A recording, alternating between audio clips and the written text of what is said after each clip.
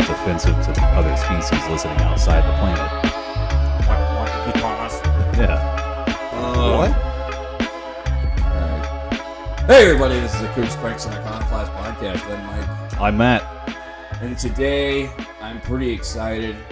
I'm super tired, so I may not sound like no, but today, we're covering one of my personal heroes, a fella by the name of Simon Magus. You probably heard of him from the Bible, but I'm going to tell you now, that story is mostly bullshit. And obviously, it's not pronounced Magus. No, Magus, like a mage, or like the Magi, the three dudes who fucking brought gifts to baby Jesus. Those guys were magicians, and nobody seemed to have a fucking problem with it. That's weird. Simon Magus fucking ended up being the hat rack of evil upon which everyone hung their shit. You know what? I think that will stick. It'll just be the hat rack of evil. But also, I get to talk about Gnosticism today, and kind of break it down into its purest form. Basically give you the quickest, easiest rundown I can. There's a lot of different beliefs in ancient Gnosticism. For those who don't know, it's like the antecedent of Christianity as we know it today, until the church said all that shit is heretical, and then they exterminated them for many, many years. Like the Huguenots. Yeah. For believing that indulgences should be a crime. Yeah. Simon Magus is known for simony because he tried to quote-unquote buy the Holy Spirit from Peter, who was a reactionary dickhead. The real story is that, at least the Bible version, is that Simon Magus was a baptized Christian. He was baptized by Philip. They were best buddies. And then Peter and another guy, I forget which one. Maybe Peter, Paul. No, it wasn't Paul, because there's a huge, like, quote-unquote, I won't say conspiracy, but like a historical mystery of sorts. There's lots of people who think that Paul the Apostle and Simon Magus are the same person, actually. And a matter of fact, Paul was actually just a title back then. Yeah, because his real name was Saul. Yeah. Yeah. Well, yeah, and Saul, and like, there's some people who say that they're all the same person. I mean, the guy's got like 5 names. People call him Hat Rack around here for some goddamn reason. He's got more than that. No worries. I'm all over the place with this because there's just so much to talk about. I got so many notes. You mind if I read this one part Go off ahead. the beginning? Yeah. Simon Magus. It's Greek. I assume it's also pronounced Simon Magus. It's just spelled different. Latin, Simon Magus. Also known as Simon the Sorcerer or Simon the Magician. Mm-hmm. A religious figure whose confrontation with Peter is recorded in the Acts of the Apostles. Yep. The act of simony, or paying for position, is named after Simon, who tried to buy his way into the power of the apostles. Yeah, the story is, and see, there's already weirdness in it. Peter and the other guy, I can't remember who. Mostly just Peter, though. He's the main guy, because him and Simon have this little fucking magical showdown.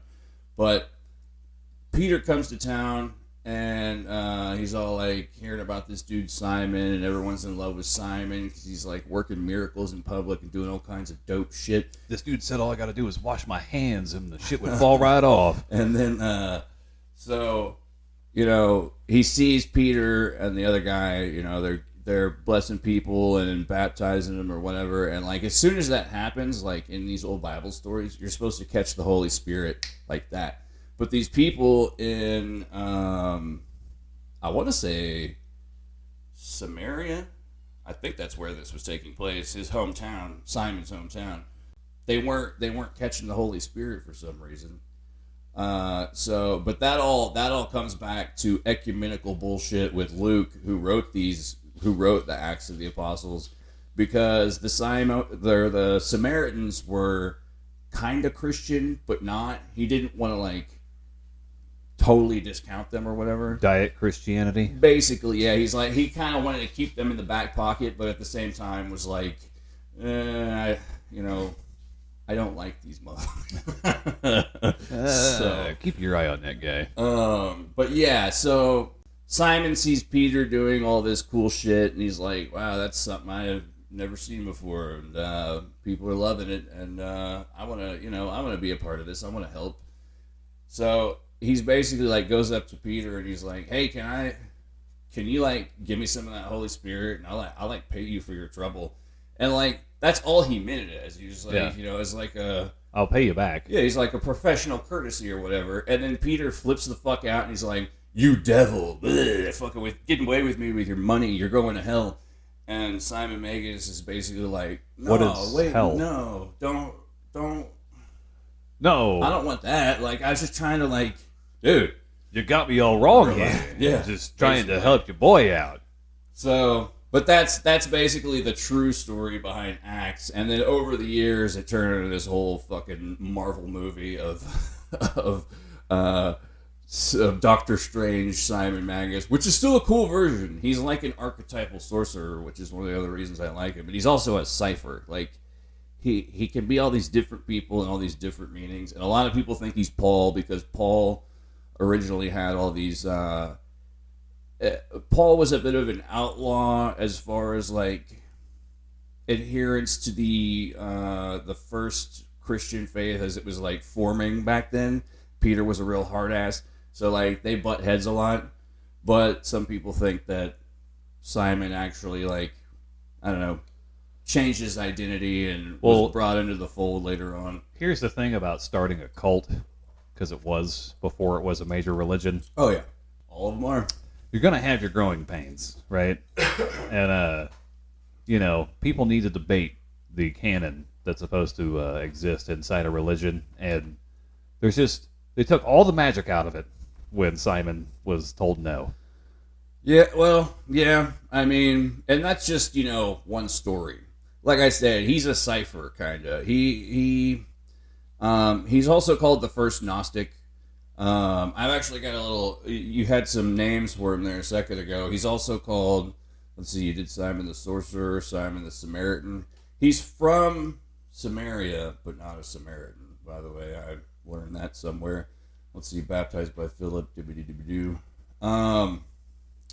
He's also called the Great Power of God, the Bad Samaritan, the Good Samaritan, Father of all heresies, the Font of all Gnosticism, as well as the Standing One, which translates into Faustus, because he's basically Goethe's, archetype for... Who is Goethe? The guy who wrote Faust. Ah. The German guy a long, long time ago. So yeah. And then there's even people who think that Simon was actually Jesus also, that he sort of like disguised himself or whatever. Because Jesus and Mary Magdalene, they had a thing going on. Well, Simon had his lady, Helen of Tyre, and she was meant to be like his heavenly consort of sorts, but they're on this whole like magic trip, so they have like a weird like alchemical wedding, like sun and moon, just very weird sort of... I would call one like the conservative version and one the more... I heard this man, Miguel Connor, he's from Aeon Bite Gnostic Radio, awesome podcast, awesome YouTube channel. He basically broke it down as to the Beatles versus the Stones. That's the best way I could put it as well. But there are people who say they're the same thing. Or the same people, excuse me. So, let's see. The three magi that I mentioned earlier, like, who visit baby Jesus, right? Like, the magi were, like, Zoroastrian, sorcerers, yeah, for lack of a better word. As in, like, Zarathustra or whatever, the old religion from Persia? Yeah. But yeah, that's sort of the same line. I wouldn't say they're of the same tradition, but Simon was known for, performing these miracles, quote unquote, like raising the dead and necromancy and conjuring spirits or performing exorcisms or making dogs talk. I don't know if that means like speak, Ubu, speak, or like speak for yourself, or something like that. But that's what they said. Sorry, I have to. I'm just like going through these notes, man. I was just like writing down everything so quick the whole day yesterday, in between being fucking annoyed and pissed off that I can't even do a podcast. Whatever. There's behind the scenes bullshit that you don't know that goes into making a podcast, ladies and gentlemen. And I don't know what it is about the world, but you can't just make things and be creative. You have to get a fucking permit. And you have to deal with fucking assholes and just Jesus Christ. Yeah, please cut this part out. Yeah, I was gonna say that the part about the monies. So it was John and Peter who got into it. Yeah, I thought it was John. I wasn't sure if it was John because I mostly associate John with coming later on and doing all the revelation shit and all the doom. Yeah. But on here on Wikipedia, he was just tripping the fuck out, is what it was. When they come down, prayed for them, and they might receive the Holy Ghost. As for yet, he was fallen upon none of them. They only baptized in the name of the Lord Jesus. They said they laid their hands on them to receive the Holy Ghost, and when Simon saw that through laying on the apostles' hands the ghost was given, he offered them money, saying, "Give me also this power, that on whomever's hands he may receive the Holy Ghost." But Peter said unto him, "Thy money perish thee, because thou hast the Holy Ghost. But, Thy money perish thee, because thou hast thought that the gift of God may be purchased with money. Thou hast neither part nor lot in this matter, for thy heart is not right with God." Yeah, and gall and bitterness. Yeah, and other... repent this wickedness, and you need to talk to God. I'm like, well, that's what I'm trying to do. Yeah, he just wanted to be part of the movement, and they're like, I think what it is mostly just like they were jealous. Peter's not known for. I mean, I guess we should preface the show with saying we're not biblical scholars in any way. No. There's people who are way more intelligent and way better informed about this. I guess I should also mention my sources right now. Once again, Miguel Connor, Aeon Bite Gnostic Radio, Dr. Robert M. Price, Dr. David Litwa, and another YouTube channel called Gnostic Informant, which is very entertaining if you're into Gnosticism and ancient religious stuff, etc. Yeah, I mostly just want to focus on the Gnostic Simon. This is the one that's like the crazy story. Like, and to do that, I guess I should start with Gnosticism and just sort of like lay that out. Yeah. So, like I said, there were different sects of Gnosticism, but the main condensed version that's come to us today, the basic underlying belief system is that the God of this world, aka Yahweh, aka the God of the Old Testament, is not the real God. It's a lesser subordinate God who created the material world that we live in. And depending on whether you follow a positive or negative version of Gnosticism, this can be a prison or it can be a school. So it just kind of depends. As far as negative Gnosticism goes, As far as negative Gnosticism goes, like that was mostly a sect called the Scythians, etc. Anywho, so this lesser god is called by many names, mostly the demiurge, which means craftsman or creator or artist. But that's the entity that crafted this world that we know as. And this idea has kind of permeated into like popular culture today. Like you see it everywhere. The Matrix idea, the simulation theory, pretty much all conspiracy theory kind of has this underlying idea. But all this shit is fake. Like, well, it exists, but it's not. Well, yeah, it's not the real thing.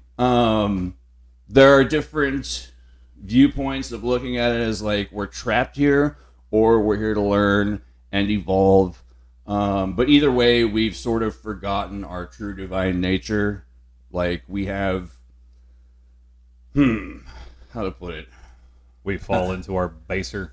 Basically, yeah. It's selves. just, we're trapped in shitty matter, basically, and we're actually beings of spirit. Like that's what we're supposed to be. But yeah, this demiurge has quite a few different names. The one that mostly it goes by is Yaldabaoth. I think that's how you say it. There's different representations of it, but the main one is a sort of snake body with a lion's head, or a man with a lion's head with a snake wrapped around his body. I might have mentioned this on one episode way back in the day, but when I was a child, I had a dream about something that looked just like this fucking thing. So it's very weird to me, and it actually like made some statements about God and creation and just weird shit. So it's always kind of stuck with me. So this demiurge, right? He basically creates even more subordinates, and these are called archons. And the archons today are strongly associated with ufology. Like a lot of people think the gray aliens are archons. Some people say the archons are lesser angels or the Nephilim or like even the Greek gods, but like recycled in a way. The Greek and Roman gods were like their false face, I guess, but they were like really something else underneath. Like a template. Sort of, yeah. A conduit to try to understand their Yeah. existence. Yeah, that works. Yeah, like an archetype of sorts. Yeah. So, the world, like, most of it's like negative and it just sounds pretty shitty, like either way. When you get to write the book, Yeah. But the good thing is that there's another being called Sophia, which stands for wisdom, and she's like the archetype for like the mother goddess, etc. She's actually the mother of Yaldabaoth. And there's the higher god, the true god, which is just this ineffable, unknowable mystery force of just light and awesomeness. And the Bible says, in the beginning there was darkness, blah, blah, blah, chaos, etc. Well, like, the chaos supposedly is just a shadow of... it's a shadow created by the light of the one true God, or whatever.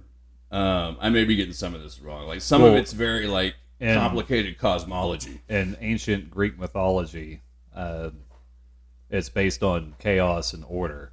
Yeah. And in the beginning there was chaos. And then your Titans come in and they're birthed into existence. The Titans are another good example, kind of what the Archons are. Yeah. And then, you have your lesser, I guess on the hierarchy, you have your like lesser daemons, as they used to be called, before they were co-opted and bastardized by Christianity into demons. Daemons aren't necessarily a bad thing. They're just, it's like your own personal genius, basically. Like the voice inside your head that tells you, like... Stop doing that. Stop masturbating so much, Einstein. Yeah. Pay your taxes. Go to the model airplane. Yeah. So... Put that energy into something useful. So let's see. We got... there's a concept called the Logos, which is sort of like the animating spirit within man. And Jesus was sort of a personification of this. Every so often, characters like Jesus will come along that are like personifications of this. They're also called like the plasmate or something like that. Yeah, there's three facets in philosophy: the pathos, logos, and ethos, right? Yeah. Yeah, and like that's one factor that is manifested. Yep. Personified, I guess would be the correct adjective. Well, here, let me get to the second part, because that kind of like goes in with that.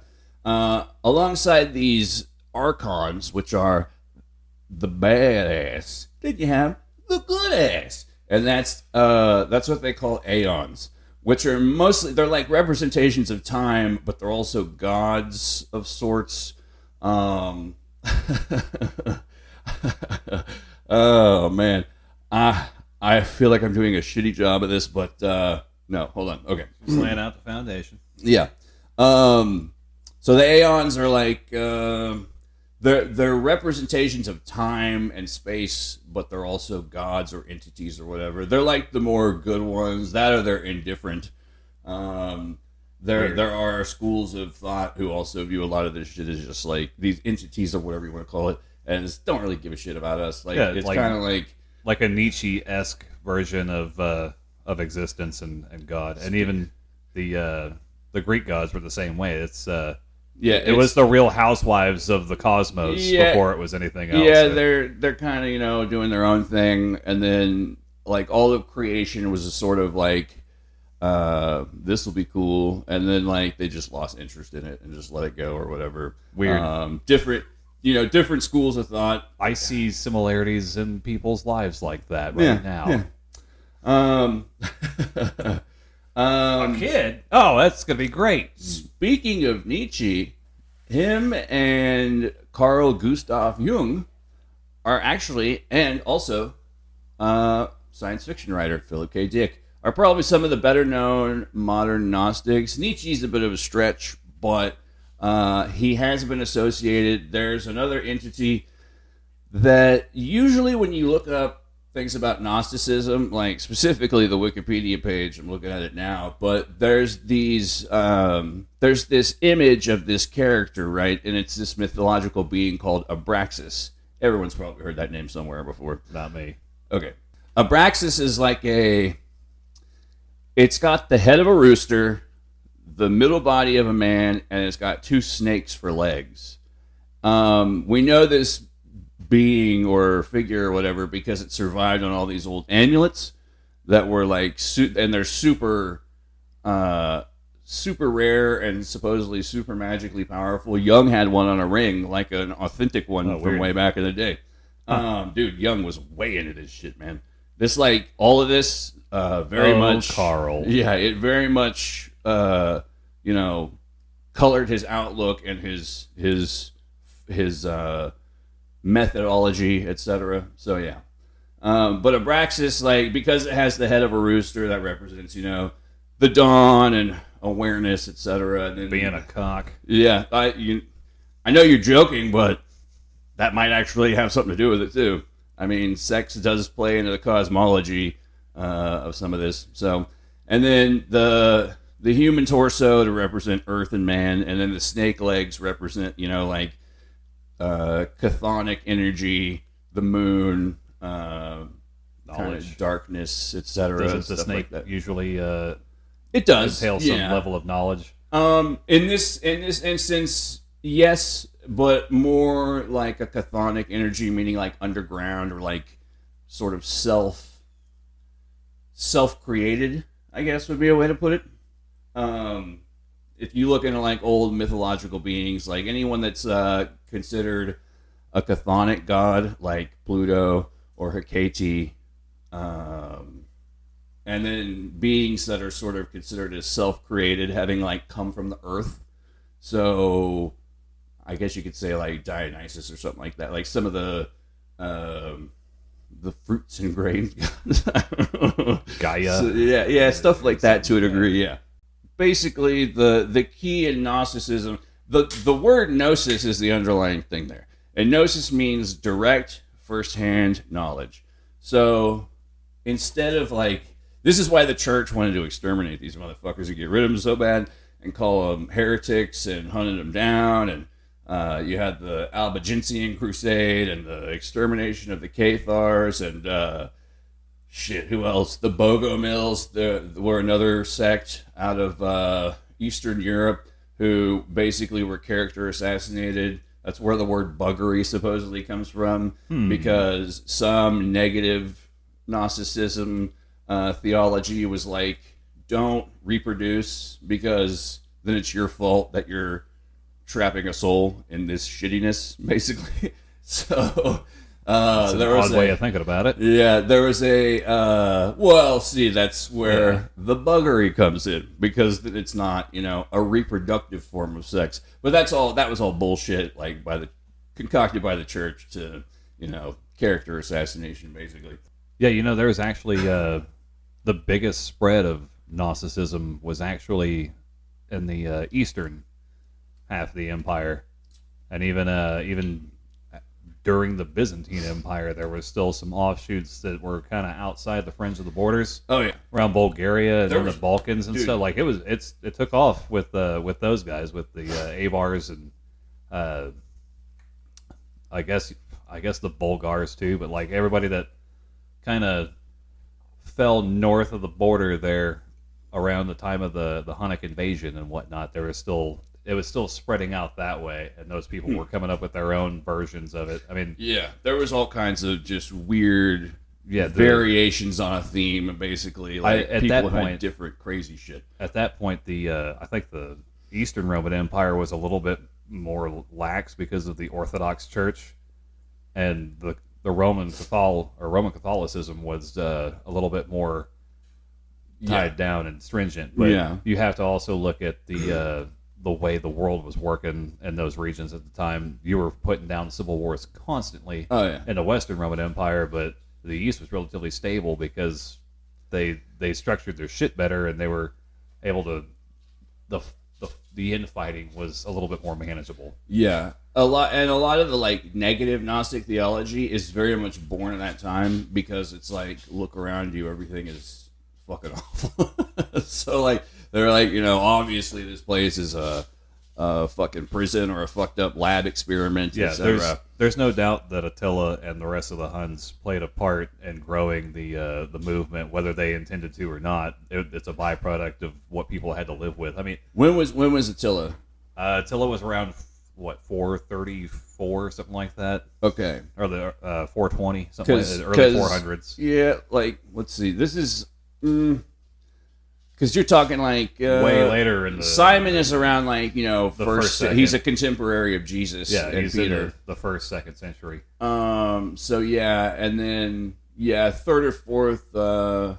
I believe that's when this dude Basilides comes around, and he's a little more positive. He's like, "Hey man, it's all good. Yeah, there's archons and there's a demiurge or whatever, but like we wouldn't be here without them, and they have a place, etc. Like."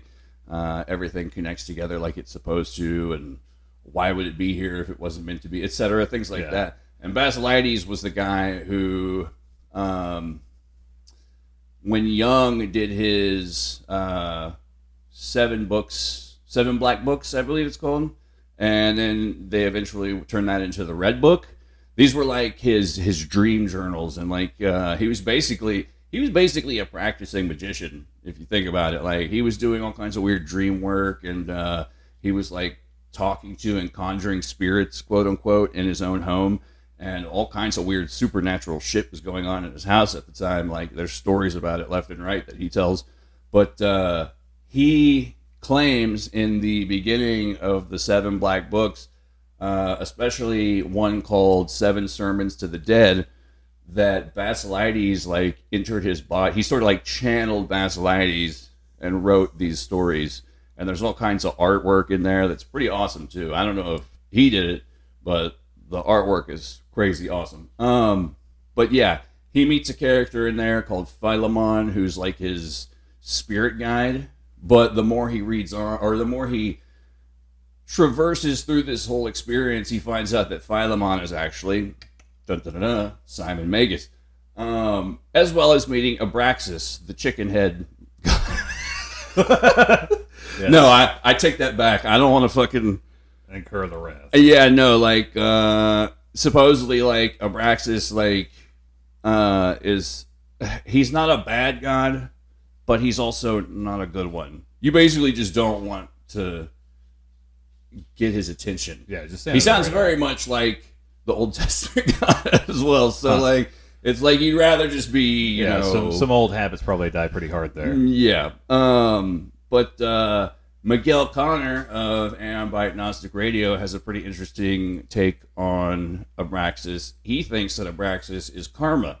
So I kind of see it. I mean, the way that he operates and the way he's described, especially by Jung, he's sort of he's the devil and God. He's night and day. He's chaos and order. He's a god of time and transitions. You would probably think he's more of the end of the cycle. Like it's just what comes around goes around. And yes, very much, exactly. Yeah, he's been equated to like Janus, the two-faced Roman god. Liminality, held in very high regard. Transitions, etc. Yeah. I was gonna say if you guys would like to start your own cult and get a statue in Rome, like our main man here, Simon. Actually, that's not of him, but go ahead. Yeah, there's allegedly inside an island on the Tiber River. There's actually a statue and a dedication to him there because once the apostles were told to you have to leave. We're sorry, you got to go. Yeah, like he showed up after. The story of the whole Peter versus Simon like magic battle. There's different versions. You get the condensed version in Acts basically, but there's different and most of the information about Simon himself is taken from polemics and apologetics and novelistic versions of Christian history. Yeah, so it's always got someone's agenda like smacked into it like a this right fucking here ham sandwich and a croissant. The one that we mentioned earlier.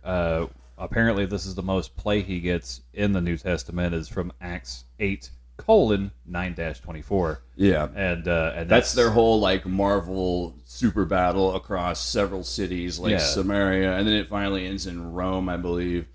And even with the statue, actually, that's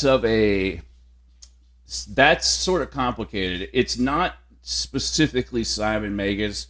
It's another facet of Zeus called Simo Sancti, who is a different kind of thunder and lightning god, but it was eventually associated with Simon Magus. And because Gnosticism was very much a Hellenistic sort of thing going on, it ended up being conflated with him and his consort Helen of Tyre ended up being associated with Zeus and Athena, and it also sort of worked into like mystery cult stuff. So people were like, is that Simon Magus or is that Zeus? And people would be like, shut the fuck up, because you're not supposed to, it's all a very Eleusinian mysteries kind of thing. You're not supposed to use those names for certain people. On this page, and he shows up with Helen, and it says he had appeared among the Jews as the Son, and Samaria as the Father, and among nations as the Holy Spirit. Yeah, he was. That's the other thing. He was a Trinitarian figure as well. So, and that's why a lot of people conflate him with Jesus as well. And then there's, like I said, the whole Mary Magdalene and Helen of Tyre thing. These were power couples. Yeah, like that's what they did. They went around and. They're basically. I mean, they both had the same game plan. They were trying to break people out of complacency and fucking. And what? Silent would be their power name. Silent. Oh, okay. Like Brangelina. Guess. Okay. Or Philium H. Muffman. Yeah. And, it says here that a lot of the stuff he did in Rome actually happened during the reign of Claudius, and he was regarded as a god and honored. Quote, honored with a statue on the island in the Tiber River, which two bridges cross with the inscription Simone Deo Sancto, to Simon the Holy God. And I think that's somebody else's interpretation of it.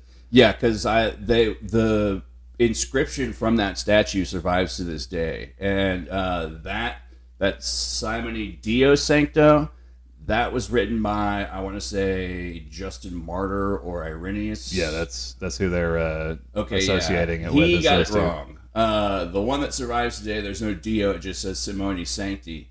And that's the name of the alternate version of Zeus or whatever. Because, all those old Greco-Roman gods had, like, all these multiple personality multiple identity fucking things going on. So well, Zeus was apparently really into bestiality, but he was a total rapist. Yeah. Most of them were. Yeah, but see, even with this guy, like, okay, so this is during the reign of Claudius, if I'm not mistaken, and I'm usually am, fucking. You know your history shit, man. Pretty sure Claudius was the dude that dressed up like Hercules in a loincloth and a club and walked.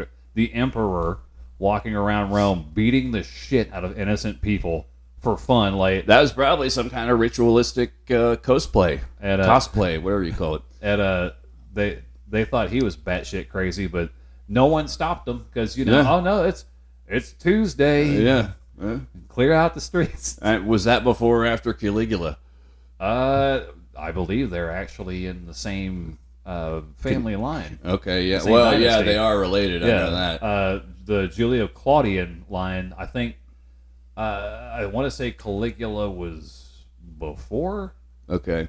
Yeah, see, after Caligula, it's like Fight Club. Everything in your life just kind of like has the volume turned down. It's because Caesar Augustus, then it was Augustus first, then it was it was either Nero or Caligula. Those two were 2 and 3, and then I want to say it was Claudius. Yeah, that came after, like the 4th Roman emperor. But there was like a year of 4 emperors. No, that happened a lot towards the end. Oh yeah, okay, yeah.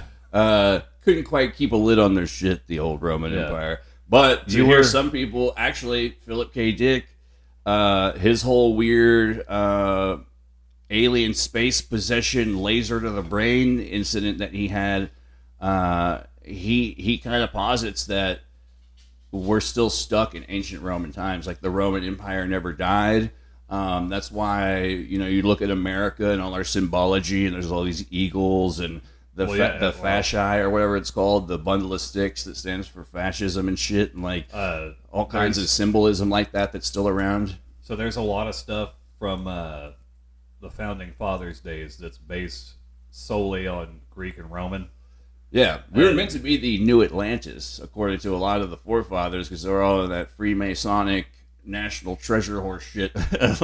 So that's why you see all this pyramid symbology in the eyes and all that. A lot of people think it's the Illuminati, but all those guys that were the first generation of government in the U.S. all came, or got to remember, in their slaves. The first generation of American government were all British citizens first. Yeah, and they were also of the Enlightenment era. Yeah, and they all had the same kind of education on and back Thomas Paine and that dude ripped off the other guy that was like John Locke John Locke. I thought that was a character from the Island show or whatever.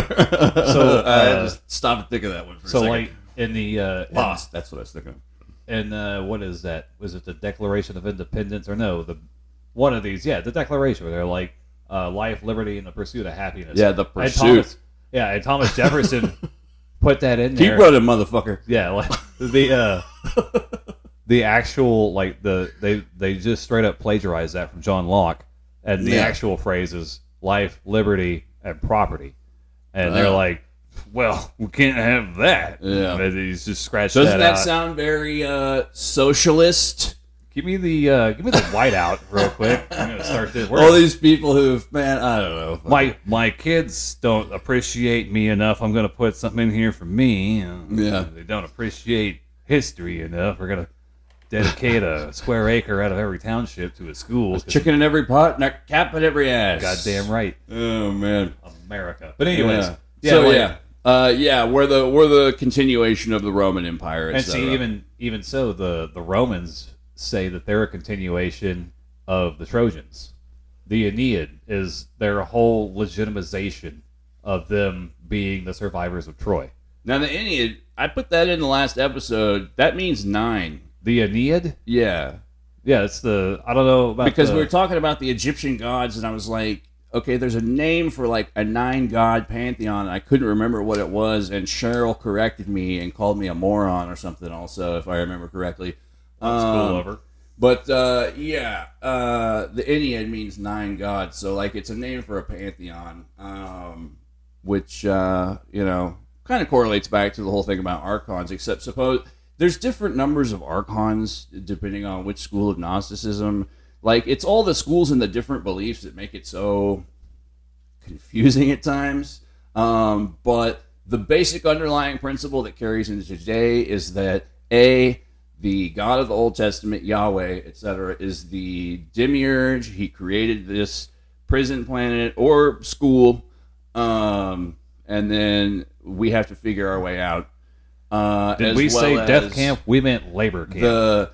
As well as saying that the snake in the Garden of Eden was actually one of the heroes of creation, because he came along and was like, hey, these gods want you to be ignorant, or he was the Prometheus false of that god. story. Yeah, and he's like, you need this knowledge to know what the fuck is up, eat this apple. But there's also all these phrases from the Bible that show that the God of the Old Testament is not an all-knowing, omnipotent God. Like, he's constantly saying things like, what have you done? Or where are you? Or he's constantly asking questions or he's saying, like, I am a jealous God. There are no other gods before me. But if he's the only God, then why the fuck would he say that? Yeah. So there's sort of like these codes in the Bible My favorite that one sort is, of allude to it. My favorite one is, hey, Abraham. you know the rest. Yeah. And that's why today we chop the ends off dicks. Isn't it? I don't know. Fuck. Yeah, it was a close call. They got there just in time, I guess. I don't want to get into the whole circumcision thing. No. You know what? No, fuck it. I will. I've heard... This is an editorial. I've heard that the male foreskin is the equivalent to the female clitoris because it has all these sensitive, like, super awesome parts in it or whatever. And they cut it off when you're a baby to fucking traumatize the shit out of you. Supposedly because it's clean, but at the same time, it gets dirty behind your ears. You don't fucking cut those off. I don't know. It's just weird to me that we practice. Your butt cheeks off. Yeah, we practice like ritual mutilation. I don't know. I mean, full disclosure, I am circumcised, but you know, like we're gonna add that to your bragging montage. I think if you check my resume, you'll see that I'm. No, but yeah, I don't know. It's just weird. It's just one of those like holdovers. I mean, like we have better scales of hygiene today, and it's just odd that we practice a ancient form of ritual mutilation. Whatever. I don't know. It's just these old holdovers from way back in the day, but also, I mean, I don't know. I've also seen an uncircumcised penis, and they're nothing good to look at. They just bum me out, really. Most penises do. I just don't, whatever. Except me and mine. We're like this! And for those who can't see at home, I got my fingers crossed, because that's how tight we are. So, but enough about my penis. So yeah, we've got Gnosticism, and it's sort of out of this milieu that Simon Magus shows up, and he's got his own cosmology, basically. He comes forward and he says that God is a eternally burning fire, the true God, the real God, the mystery God beyond all that we know. But he's so ineffable and so, or it, I should say, it is so mysterious and ineffable that it's beyond our comprehension. It's too big for our brains. Like, that's why we have to evolve to a higher spirit state to sort of return to the oneness that is the one true God.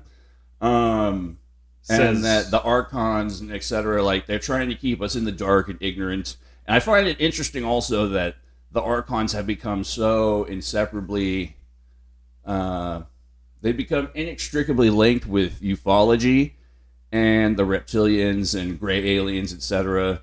I mean, it kind of makes sense. I don't know. I mean, that's a good way of like looking at it in modern terms, but it does feed into the whole ancient aliens thing, and just it breaks my fucking head to listen to it. They just that guy Aaron Rodgers was talking about his goddamn alien experience. Aaron Rodgers, the quarterback. Okay. Formerly at Green Bay, they played his fucking little story today. That he's talking about. He was at a friend's house. And the sirens went off down the street at the nuclear power plant, and there was this fucking thing in the sky, and it was huge. Remember that scene from Independence Day when it moved all the clouds. When Vivica Fox is... Oh, never mind. Yeah. Is a stripper? And he's talking about, like, we all tried to go back to bed. We set the alarms, and no one's sleeping. And we all got up and started talking about it. Like, okay, all right. First of all... Well, that's not really a... I mean, you saw a UFO. A big thing, yeah. And then, like, the guy says that, like... That's cool, whatever. But it was, like, he said it was, like, fucking massive, like the size of a city. And it, like, it scoots off out of the sky. And then here it comes some fighter jets right after it. And, like, we checked it for, like, 3 days and no reports.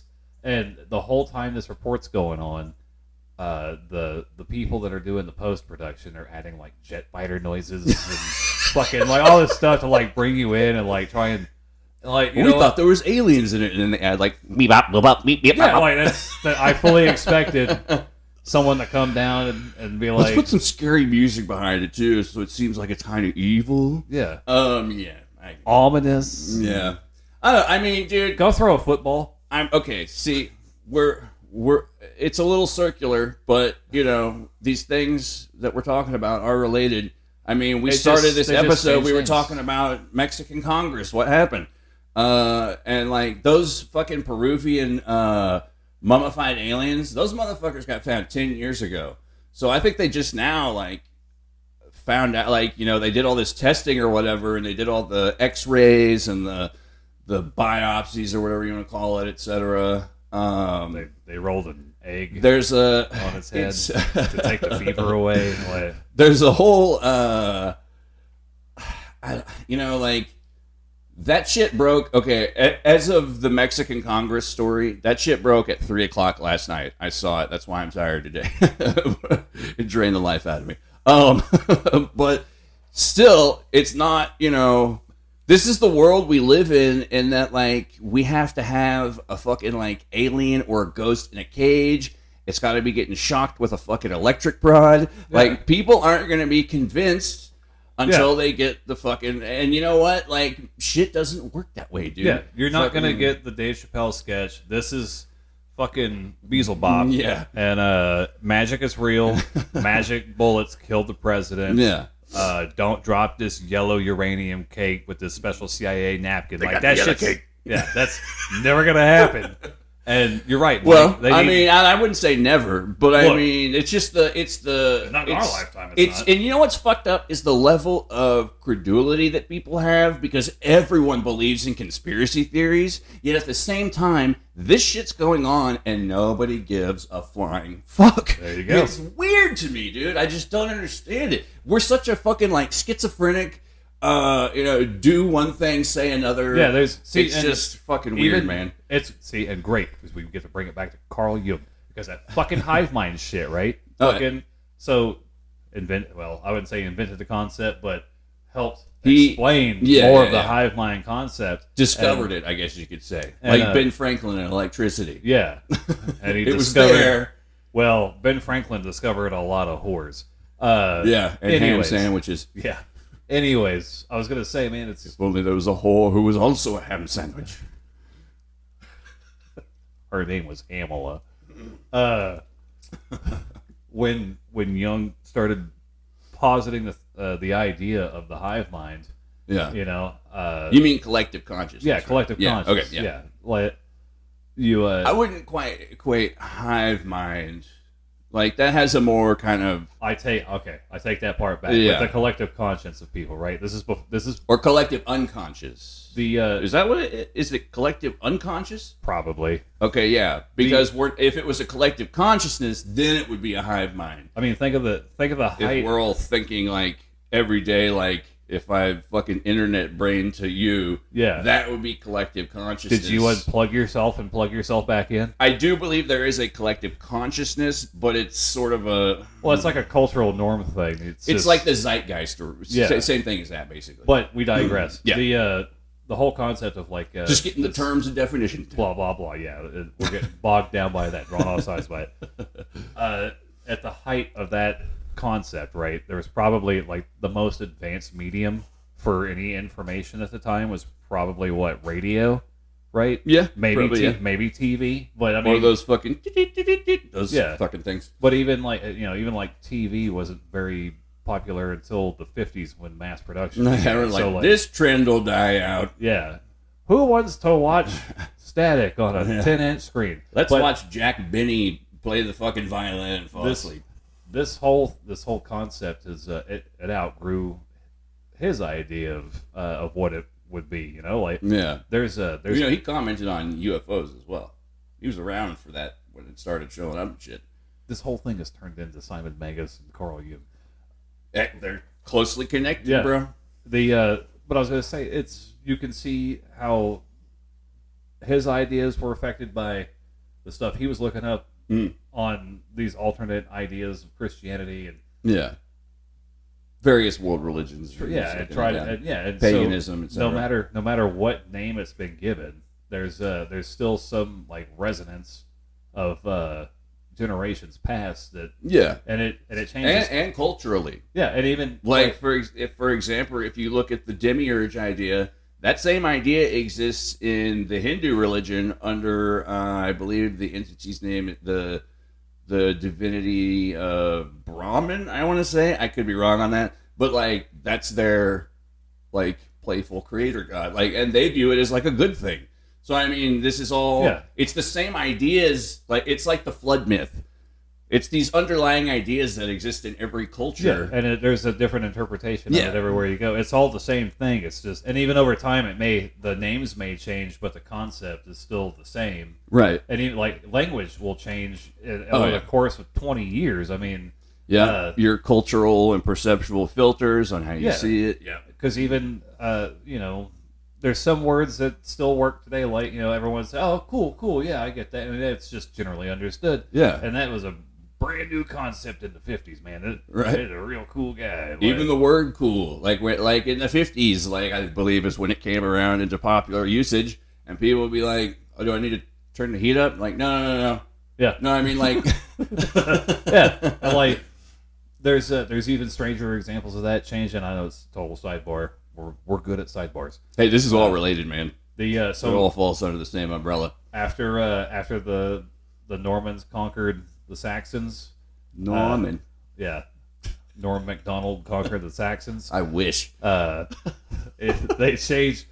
They used to say an adder for the snake, the only native snake in England. Yeah. And then the Normans heard it as a netter. It was a netter by the Saxons. A space netter. A netter is a snake. Yeah. But they heard it as an adder. Yeah. And so like it changed over because the way they heard the words and took the information. It's like that guy in that government program that I was court mandated to go one time. He said something to the effect of like, it's all in how you say things. Like you can say, "Hey, let's eat, Grandma," or you can say, "Hey, let's eat, Grandma." Like it's words are your friend. Yeah. Well, and see, language too, man. Language, I think, obviously, there are animals that have forms of language, but like a vocalization, like a vocabulary, linguistics, like is the number one thing that separates us from the animals. I would say, yeah. One of the big ones. Yeah. We'll throw that out there at least.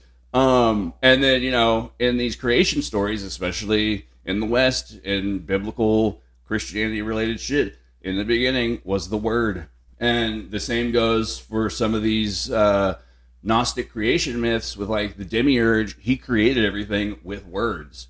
And another sort of facet to this is another guy that we mentioned, I think, previous episode, maybe before that, Complicated Cat. Guy by the name of William S. Burroughs wrote Naked Lunch. Who's going to win a William S. Burroughs award? We want to know. He was also a big drug user and a junkie for a while, etc. But he had this phrase that he repeated often, that language is a virus. And that's the most concise, best explanation I can think of for language, man. It's the best way to put it. Like, and we're just now, only in the last, I don't know, I'll say 50 years probably, getting into like the sciences of like memetics and shit. And I don't mean like cute kitty pictures, like memes on the internet. I mean like the actual fucking science of memetics. A meme is a unit of information in the way that a gene is a unit of DNA or whatever. So yeah, memetics is like the study of information and how it's processed, and like cognitive sciences and all these things, consciousness studies. Like, we're hopefully breaking into a new understanding of the human mind and where we're from and where we're going and just why we are the way we are. Like, I think the human brain can't help but think in like a narrative structure. We have to have, beginning, middle, and end, cause and effect. Some kind of linear. And that's not how the universe is. Like, it's quantum physics. They've even proven that. Yeah, like, it's not how it works. Like, so our minds are essentially trapped in the time loop. Yeah, stupid. Which fucking goes right back into the whole idea behind Gnosticism, and like the more modern Gnostics who are like playing with the ideas of the whole archons or aliens thing, and like the simulation theory, and that none of this is real or whatever. Like, the time loop is an idea that comes in a lot because we're just programmed to think that way, whereas all time exists at once, supposedly. So I've heard. All I can tell you, I can attest to is like time is that decay and aging are very real, and they're a motherfucker. So they've proven with time that everybody experiences it differently, right? Oh yeah. And geographics will play a role in that. I think they've psychedelics as well, like how time changes on. It's weird. You don't even need our previous guy Andy here to tell you this.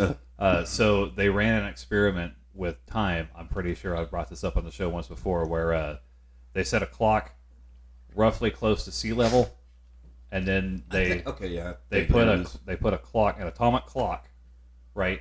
They're all atomic clocks are all timed to the same tune, right? Like, so that shouldn't change. There shouldn't be any variables. So the one closer to sea level, they sit right there in their hotel room, and when the guy starts driving off from the parking lot up into the mountain, they both click. As soon as the vehicle goes off, or the car vehicle, redundant, they both click and start their timer. Yeah. The guy in the Jeep rolls all the way up the side of this mountain, man. Gets up, like, he drives up like almost fucking 4,000 or 5,000 feet. And then as they're approaching their stop, the guy in the shotgun calls, "Hey man, we're almost here," and time. And they both hit it. And the people at sea level are still on the same atomic clock time. Yeah. But the people that are 4,000, 5,000 feet up, they've lost like a dozen milliseconds. Weird. Or less. Like, it's measured in nanoseconds. And it's specifically up a mountain that this was done. The further you get away from the core of the Earth, the higher up you get and away from gravity, the more time warps. That's weird, because if you look at all of like folklore and mythology and legend, mountains have all like higher elevation areas have always been, the home of the gods, or it's where fucking holy men live, etc. The immortals in China, etc. Things like that. And that's a weird sort of thing. Like, it's they think that and of course they say a lot. But there's also this theory out there that gravity, the Higgs boson particle, that's the gravity particle. Yeah. That yeah. I'll take your word for it. I don't know. Yeah, as far as I remember, we found it a couple years ago, and that's all I remember. Yeah, I think it was like 2010 or something. I'm so dude, physics interests the fuck out of me, but I barely understand it. You have to have good people teach you. That's it. Yeah. But I don't care if some certain individual thinks that Neil deGrasse Tyson is a bully. Neil deGrasse Tyson is a great educator and off the coaching tree of Carl Sagan. So I digress.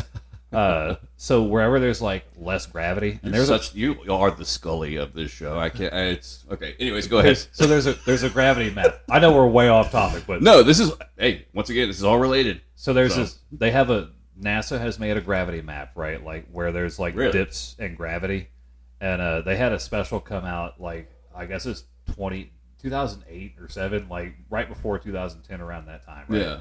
Yeah. Right around the time we were hitting bars all the time, and that's why I don't remember. Yeah. And they're like, hey, there's gravity missing in Hudson Bay. And the gravity was so vastly different in Hudson Bay that they couldn't figure it out. And like the one in Canada, the big fucking behind the shield. And they were like, well, that's fucking weird. And then so they started putting more time into it and found out that there's other spots on the Earth that have like a dip in gravity. And some places have more gravity. And, okay, so could that be... You've heard of like the gravity anomaly places before in certain areas. Like there's like a weird place in Oregon that does the same thing. Yeah, you stand like at a 45-degree angle or whatever and things like that. Yeah, and there's no weight on you or no pressure. See, I have okay, I'm hoping that like more people, because when you mention science shit like this, when you mention stuff like this, it makes me like I go straight to folklore and stuff like that I thought of or read about, and that kind of like plays into like the whole idea of ley lines and weird like energy grids and geothermal. Well, they were probably onto something. Yeah, and to a degree, like the Schumann resonance and stuff like that. I know a little science stuff, but like natural Earth energies and shit like that. I mean, even before archaeology was like a trained discipline, archaeology was I think they called it like antiquarianism or something like that, where they just like, oh, this shit looks old, and then they destroyed sites on accident, not knowing what they were doing, And I mean, even even in the time of Simon Magus, they were finding mastodon skeletons and elephant skeletons from 10,000, 15,000 years ago. Yeah, it's a cyclops. It's this land must have been owned by a race of giants, and trying to explain it. You know what, man? But I would say that Simon Magus probably had, like, as far as concepts are concerned, right? Because it's not really like a science of anything so much as it is just a relatable way to think about the way the world works. I'm not calling him a scientist, but I am saying that he did have his version of the way things work. Yeah, these people probably more relatable. These early sorcerers and Gnostics, etc. Even the teachings of Jesus to a degree can be comparable to physics. Energy is neither created nor destroyed. Basically, Jesus was the first to say that, more or less. I'm paraphrasing, of course. He also was a big believer in division. Yeah, mathematics. Yeah, we have only this much of fish and wine. Yeah, and how'd you turn that water into wine? Don't worry about it. Well. There are ideas also that biochemistry comes into play and things like that. Yeah. So like he maybe had like chemical secrets or whatever. There's also some weird fringier theories about Jesus that I won't go into because they're not family friendly. But just doing the thumb tricks. Oh man. But yeah, no. Okay, so like back to Simon Magus. Basically, his cosmology consisted of. And this is kind of what got us off on that, but like the original mystery god is this ineffable fire, and that's what created everything. And out of that fire is born thought. So once again, this is like sort of a consciousness, plays into quantum mechanics kind of thing. So there are parallels. So God is the fire. Fire births the mind.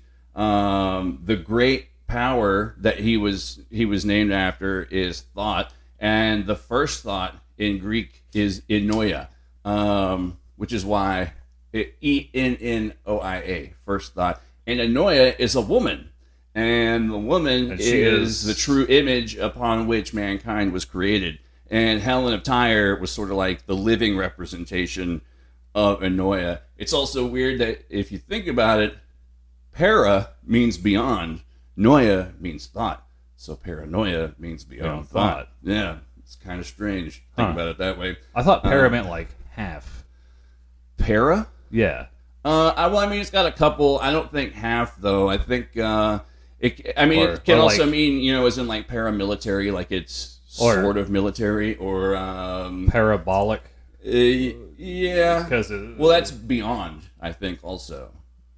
Well, if you're using it as a measure of speech, but not as a parabola, if you're describing a parabola. Anyways. Yeah, sorry. Okay, so Yeah, human beings are made in her image, and so this is sort of an early like mother goddess religion as well.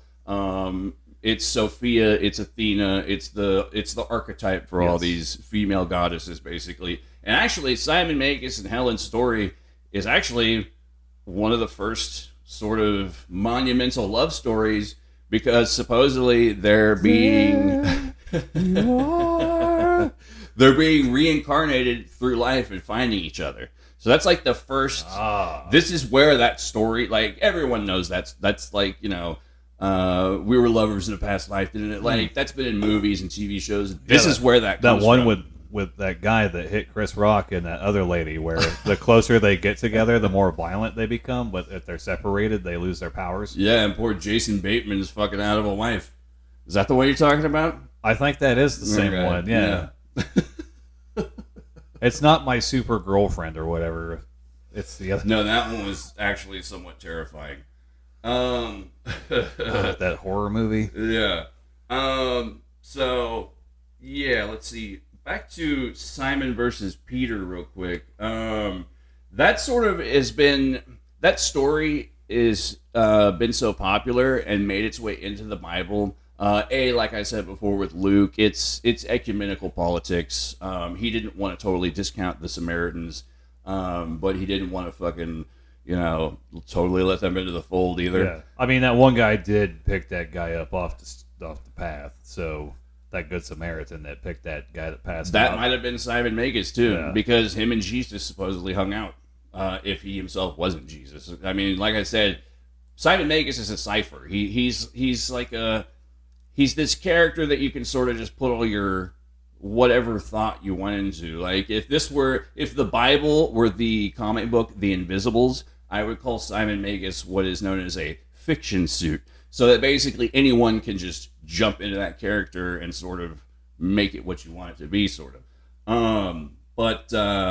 Yeah, they say that Dr. Robert M. Price, he wrote this book called The Amazing Colossal Apostle. He's a dude. He's an awesome. he's 2 PhDs, super knowledgeable on like religious history and just all kinds of stuff. Man, he's a brilliant man. But yeah, he wrote this book called The Amazing Colossal Apostle, and it postulates that Simon and Paul are the same person, as well as maybe 1 or 2 other people. But there's a whole reoccurring Peter versus Paul thing throughout Christian history, because Paul was like a little more like, he was like playing a little more fast and loose, whereas Peter was like very stringent and just like, this is this and that's that and fucking my way or the highway, like that kind of guy. And so you make a very valid point there, because it's not like they had wanted posters up or anything back then, right? Like, no, yeah. I mean, the earliest. Hey, Who the fuck is this stick figure? Have you seen this guy? He looks like this. Like, There's just some guy like a stick figure running around like, oh shit. So it's totally plausible that they could go town to town and like, hey, it's your turn to be Simon Magus. Yeah. There's and that's sort of another potential story or idea behind him, is that he was meant to sort of, much like we posited in the Lyndon LaRouche episode, someone who was meant to galvanize people. Like he was meant to be, say hello to the bad guy, and like people were meant to react to him in a certain way to cause a certain effect. How come this guy's in a black robe and hat? I feel like he's up to no good. The whole Simony thing, man, like this is my hot take for the episode, maybe amongst maybe many hot takes, but the whole Simony thing, okay, I don't know what you're fixing to do. Waiting for your hot take here. The whole Simony thing, dude, I would say that the biblical representation of Simon as a dude who thought he could buy the Holy Spirit, I think he's actually a better representation of modern day megachurch Christianity than anything else. Yeah, because it's all about the money. And fuck, dude, I was watching in my research, I watched a video of Kenneth Copeland. I don't know if you are aware of who he is. He's a televangelist / crazy motherfucker, dude. He's editorial. Yeah, no, he's no. There's no editorial about it. He is a objectively crazy motherfucker, dude. And like I'm watching him like preach to his big old mega church or whatever, and he's like, "That's right. I want to thank y'all for coming on out, and all your contributions are going to go to Kenneth Copeland Ministries and Kenneth Copeland Canada and Kenneth Copeland and all the territories in the world, and then and he starts speaking in tongues." Oh shit. He starts speaking in tongues. And Wrong like, button. Yeah, he starts speaking in tongues, and then like after that he like snaps out of it. It was almost like he was quote unquote possessed on stage. It's like he had this weird moment where he realized like, fuck, I'm like asking for all this money. Like that's all I'm doing. It's like he had like maybe a quick like what I feel alcoholics refer to as a moment of clarity. Yeah. He's like, fuck, I'm just asking for all this money. And he starts speaking in tongues and being all weird, and then delivers this speech about how there's a great flood coming. And then, he just snaps back into the usual fucking right-wing conservative Christian horse shit about Where am I? The war is coming and we're all going to all the non-believers are going to fucking die in the fire or whatever. Oh, fucking good old That's fucking, great. like, fucking we preach love This and shit horse I just heard about yesterday, and now I'm great. Yeah. Thanks for the heads up. Yeah. There's a dude. I saw another thing last night in my research about, Jesus going down to hell and like rescuing all the people who died before he was born because, they say that, I accept Jesus. That's the only way. So it's like all the people who came before that are fucked. Or like the people who live on Sentinel Island who don't even know what a fucking cell phone is. They never even heard of this Jesus guy. We've got to go save him. Yeah. Yeah. No, there was a thing about the history of the Old Testament and even New Testament on History Channel years ago, and allegedly the old way before they're like, hey, you can buy your baby's way out of purgatory. Yeah. That's why. That's another reason they should be mourning the turnover of Roe v. Wade, because all those aborted babies straight to heaven. Now, not so much. Yeah. So allegedly, according to these couple episodes they had, I'll dig them up eventually for you. I'm sorry. Okay. I'll take your word for it. It used to be set up to where hell was actually cold. Yeah.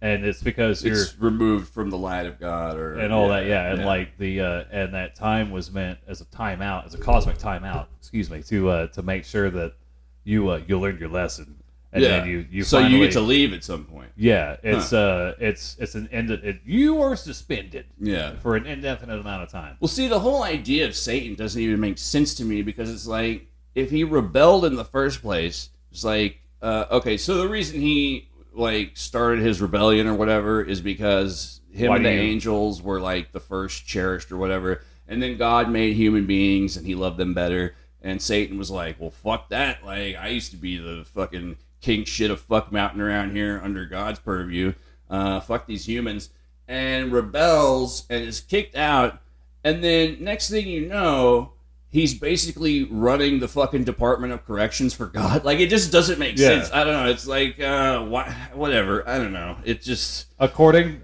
This is what you get when you try to apply logic to things that are fucking totally illogical. According to the film Dogma, Loki or Lucifer and all of them had their battle. Yeah. They had their little battle, and everybody got involved, and some of the angels lost. Mm-hmm. And so some people were punished. Yeah. And some people weren't. Yeah.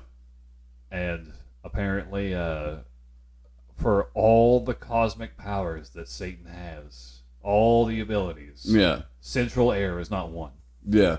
It's I mean, and the concept of an angel isn't even necessarily a Judean concept. Oh no. Or even a that's why I love the biblically accurate angels. Like when you see the artist representations of them, they're like Lovecraftian monsters. Fucking like the whole concept of just heaven and the things that live there, and it doesn't. Most of the Christian theology lines up for the most part, in description of like what these beings and creatures are, and it's fucking terrifying. Yeah, it's very much Lovecraftian. Before the Old Testament. And they always say, be not afraid, because they know they're fucking like... Yeah. like, oh shit, it's a bunch of eyeballs and a fucking whirly I know thing. my plastic surgery went wrong, but be not afraid. Before what we know as like, or what we were taught here as what happens when you die and after. Yeah. Before it was, oh man, make sure you give them like 2 pence to get across the river Styx. Yeah.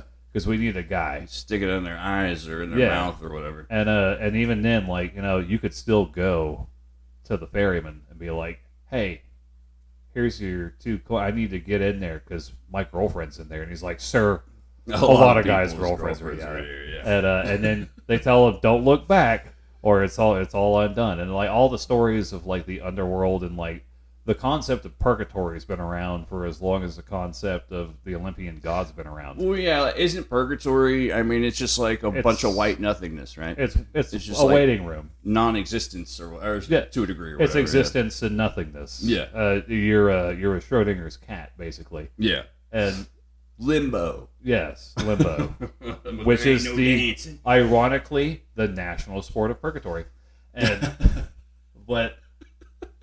The evolution of I'm glad they got some organization going on, at least. Well, you're there for a while. Yeah.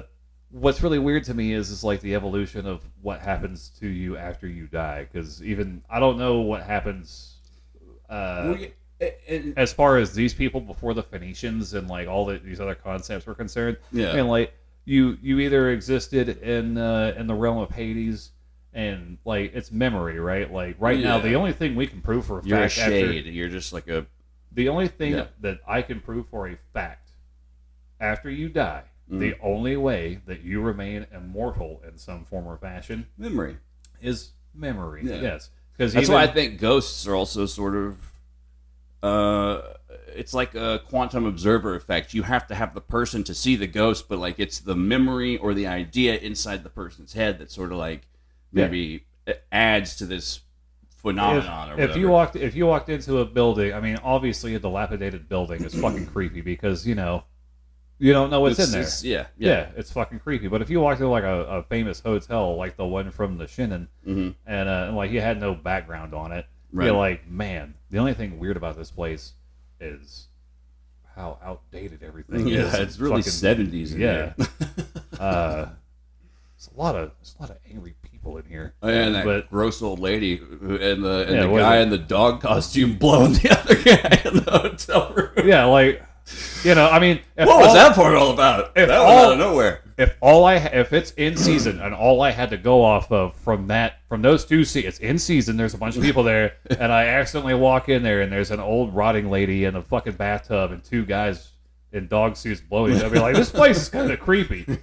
Like, did you know a bunch of murders happened here? Well, I can kind of think that maybe, see that now, yeah. Now after I see the... First it was just like gross and weird, but now it's like, we'll walk into this motel on the side of the road.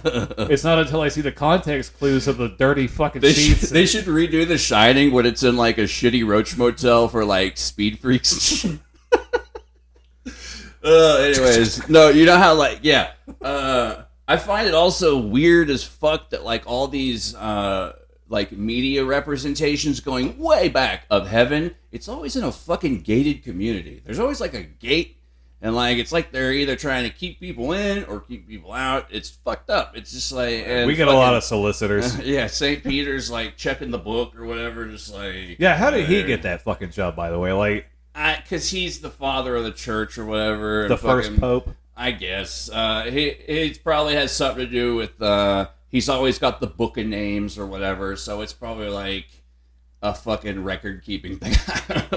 That's how I see it. Heaven's first bureaucrat. People don't, I think, underestimate the level of bureaucracy that also goes into religion and shit. So I was gonna say before we go to break because we're rolling pretty good. Okay. So dude, I found out the other day.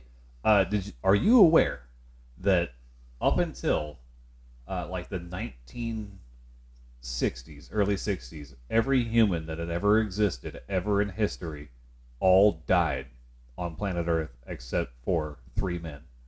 Really? Yeah. The Soviets had launched a. Oh yeah. They launched a space shuttle. Lost cosmonauts. And these guys actually they couldn't dock with the space station, and so they said, "Hey, fuck it, we're coming back."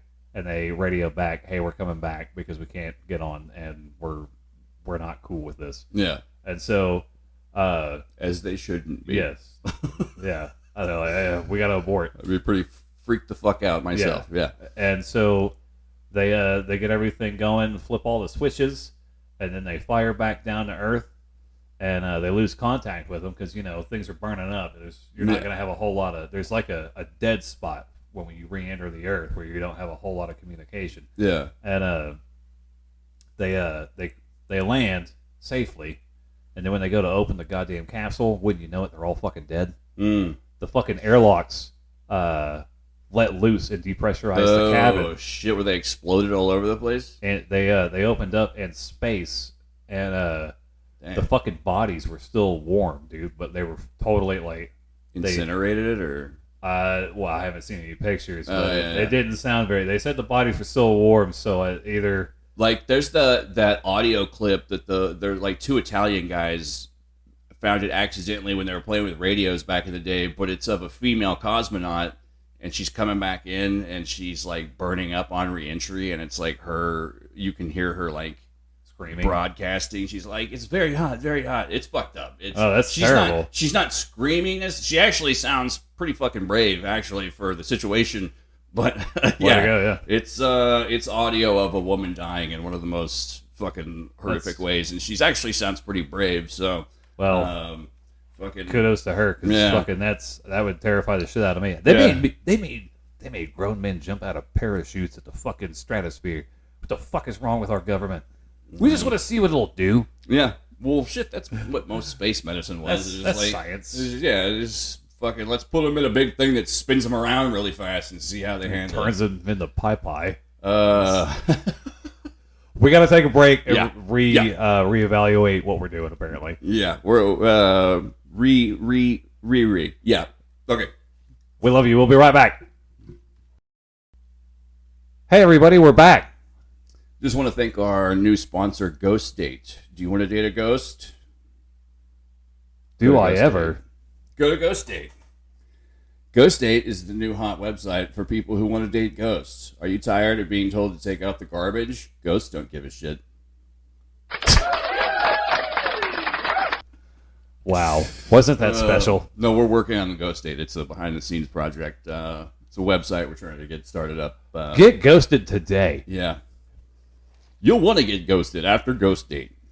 So, Simon Magus, that's who we're talking about today, even though we've been pretty much all over the fucking map in the last hour and a half. I think we've covered every fucking science invented in the last 100 years. So, I'm trying to organize the remaining portion of the show a little bit better in my head. So, let's, my notes are all over the place, so I'm just going to try and kind of rein this in as best as I can. We've mentioned that Luke was the one who wrote the Acts of the Apostles, and he had some political motivations behind it. Well, the reoccurring theme between Paul and Peter and their sort of ideas for the church, that was the reoccurring theme that sort of played into the whole is Simon Paul, etc. Debate. And really, the story behind Simon Magus and how he ended up as being the fucking arch villain, basically, behind the church. This is like a basic biblical early church tactic, and it probably is still in use today for all I know. I don't know. But it's a sort of, you have these figures in history who are big, and especially in like the apocryphal shit, like all the books they left out, because those weren't. Yeah, the Nicene Council was like, well, we can't have this shit. Yeah, the Book of Raphael is usually one that gets tossed. That's the one they first bring up. What's in that? I think there's like a Ninja Turtles verse 1. I think it's Pizza. second rogue angel or something like that. Okay. It happened again. Really? Something like that. I'd have to look it up. That would actually be 3 times if you count the Nephilim story and what's his name? Simyaza, I guess, was the angel who was in charge and came down and they banged all the ladies because, as the Bible says, they came in unto them or whatever. It's pretty graphic language, actually, for the Bible. But then again, the Bible is full of incest and violence and babies dying left and right. Well, that's no good. Yeah. I find it also strange that most people who talk about evolution, disparagingly, it's like, I didn't come from no monkey and stuff like that. And it's like, yeah, but you came from an incestual relationship of Noah's... My grandfather wasn't no monkey. You came from an incestual relationship of Noah banging his children. I mean, it's not much better. I don't know. Or even Adam and Eve, if you count that. But then that flood came and I guess started over. So, whatever. The stories are, there's people out there who take the whole thing literal, and that's dangerously idiotic. So, Book of Tobit, eh? Yeah, that's the first one that comes up that was left out of the Bible. Okay. Yeah, like you have these historical figures like Simon Magus or John the Baptist or even Mary Magdalene, who are such like huge influential figures in the early formation of the church, but the Nicene Council and the men who ran everything, they couldn't have that fucking up the story, basically. They had to go the way they needed. So they had this tactic of sort of like corrupt and marginalize. And they did it with John the Baptist. They made him crazy. He's a nature boy. He's naked out in the woods. Head. He lost his head. Oh, man. yeah. Over a lady. Yeah. And then you have Thomas, who's a doubter, or AKA he asked too many fucking questions, probably. That's another way to look at it. Or maybe, he peeped a little too much. And then you have Mary Magdalene, and how dare she? She's a woman. So, yeah. It just doesn't quite work out for the overall arching end game, whatever that is. Hopefully not the whole biblical apocalypse thing of what the conservatives are always harping on about. That the original shit about me. The original premise was no more Tom, Dix, or Harry, and then hey, sorry, Truman, Nixon, and. Well, I thought I was going to get my own part of the Bible. Bingo. What's also fucked up about the story in Acts is that, Peter's supposed to be this righteous dude. He's the good guy, quote unquote. But he prays for Simon's death, like straight up. Like Simon's like flying away, and he's like, "Dear God, cast this motherfucker down." And fucking the angel, or not the angels, the demons or whatever, that are supposed to be like flying him up, disappear, and Simon hits the ground and explodes like a goddamn watermelon at a Gallagher show. But yeah, so back to the Gnostic Simon. The relationship between him and Helen of Tyre, like we said, it has this whole sort of like immortal beloved sort of thing going on, reincarnating through history. But they also represent the alchemical wedding, the anima and animus, the hierogamos, which is like an old Hellenistic Greek sort of ritual of being married to a god.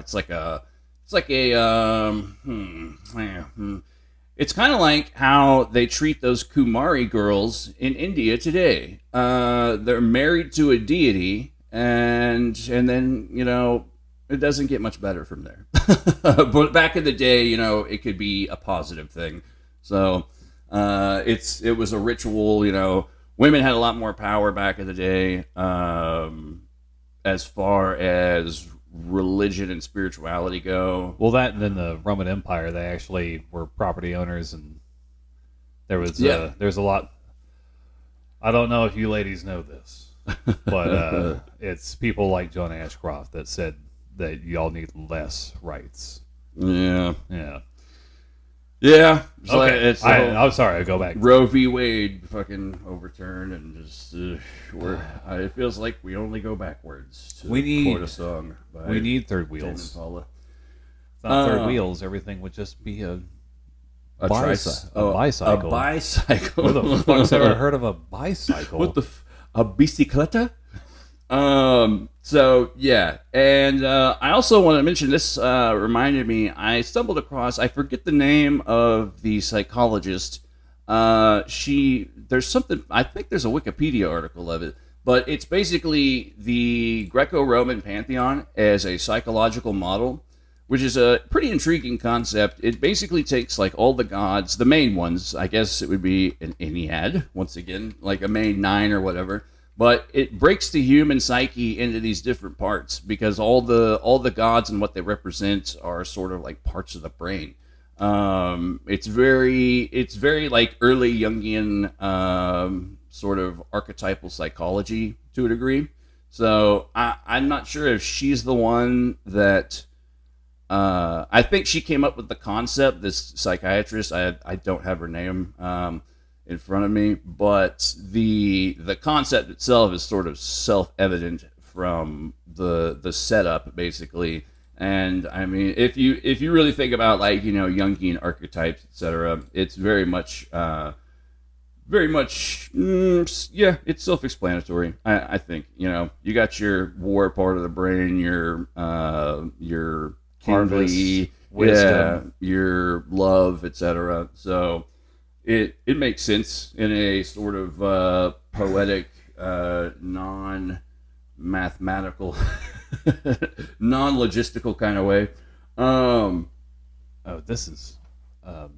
Well, there's some people that wrote some stuff on it. The Deutsch and Krauss in 1965 and Horkheimer. Horkheimer? Horkheimer. Herkimer? They have some stuff to say. It's always the Germans. Yeah, they actually. They got a lot of time to think about stuff like that. I guess so. They're the ones who I don't know. They produce a lot of classicists, and they're into this sort of ancient mythology stuff. They've contributed more, from what I've seen, to sort of uncovering the historical facticity or fact. What's the word I'm looking for? Factuality of like everyday life, especially of like religious aspects and like what went on in temples and shit. There was a German guy that discovered Troy, and he proved it by the weirdest fucking thing, man. When they went in there and excavated in the story of the Aeneid, as a callback to earlier, one of King Pyram's ladies hid jewelry behind a false brick in a wall. And that's what they found? And the exact description was found behind that false brick. That's cool. Yeah, and he's like, holy shit, this is the city of Troy. That's some straight Indiana Jones shit, man. That's like from the myth, from the story, coming into real life. They said that guy was full of shit, but there he is.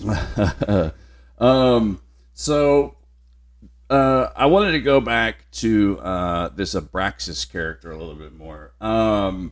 Some people, like in Gnosticism, have said that, and for those who maybe don't remember, this is the rooster head snake leg man. All throughout like ancient history, ancient myth, and legend, etc., you have these like chimera beings. They're very much meant to be a symbol of transition and change and mutation, etc. But there's people who believe that Abraxas was the chief archon. There's all kinds of crazy, what's the word I'm looking for? Gematria and like numerology involved in his name. Because he's supposed to be the overseer. He's a time god as well. So he's like the overseer of like 365 days in the year, but he's got 7 letters in his name. And there's all kinds of, if you are playing with not Kabbalah, but something like it, I guess it's ancient Greek gematria. You're playing number letter games. Basically, every letter has a number value. You can like rearrange them and they all add up to certain things and reveal certain truths, etc. The original Caesar cipher was based on backwards letters and numbers and stuff. Like there was a number associated with each letter. Yeah. And you had to have a copper plate or whatever to to slide over. With the holes in it. Yeah, and then you'd be able to find out what the fuck they were saying. For those who might need an illustration of such a thing, see the film Con Air. Get back to Boney. Oh, shit. It's because his hands were registered weapons. Excuse me, unregistered. So, yeah. What else have I got here? I don't know. This second half of the show is going to be short because I'm almost done here. But, yeah, Abraxas is also where the word abracadabra comes from. And those amulets I was talking about earlier, like Jung had one on his ring. He had an authentic one, like it was found like by an archaeologist or some shit. Yeah. You can buy them still today. But side note, presto changeo comes from prestidigitation. Yeah, yeah, I could see that. Sleight of hand. And legerdemain is another word for that. Legerdemain. Yeah, that just means like hand tricks. Oh, like sleight of hand. Yeah. Yeah. So Abraxas is a mytho-chimerical archetypal entity. He's also been conflated with the Minotaur and Gorgons, but most specifically Baphomet, which I don't know if a lot of our listeners out there know who Baphomet is. It's the goat being that you usually see it associated with Satanism, but it's the Templar thing, the goat being that they were supposedly worshiping, and the Templars also had like shields and shit with Abraxas, just like the Abraxas gems that were like famous magical charms back in the day, like Jung had on his ring. Huh. They had that same seal on a bunch of their shields, and wherever they hid their treasure, they put it there too. And there's supposedly it was the original calling card then. Sort of like Baphomet was a weird. I think it was just a creation of the sort of paranoia or speculation as to whatever like supposedly horrific heathenistic shit that the Templars were doing out towards the east or whatever, their secret rituals and shit. And Baphomet was sort of like born out of the paranoia and speculation on that. But Abraxas was definitely found on their shields, and it like guarded where they like hid their treasure and shit because he's supposed to be like a fierce bad motherfucker. But yeah, according to Chaos Magician Steve D, he calls Abraxas and Baphomet actually an unfinished god. So there's sort of this reoccurring theory also that like these beings, these entities, divinities or whatever, have existed through history, but they've been associated with mystery religion and shit like that, so nobody really knows a lot about them. So as they're coming through history, they're being like built up more, and you know, people are finding out and uncovering things, and it sort of like adds to their mythology. So these are like it's like a never-ending story. Or evolution. Yeah, it's the evolution of an idea and an archetype, etc. But let me see here.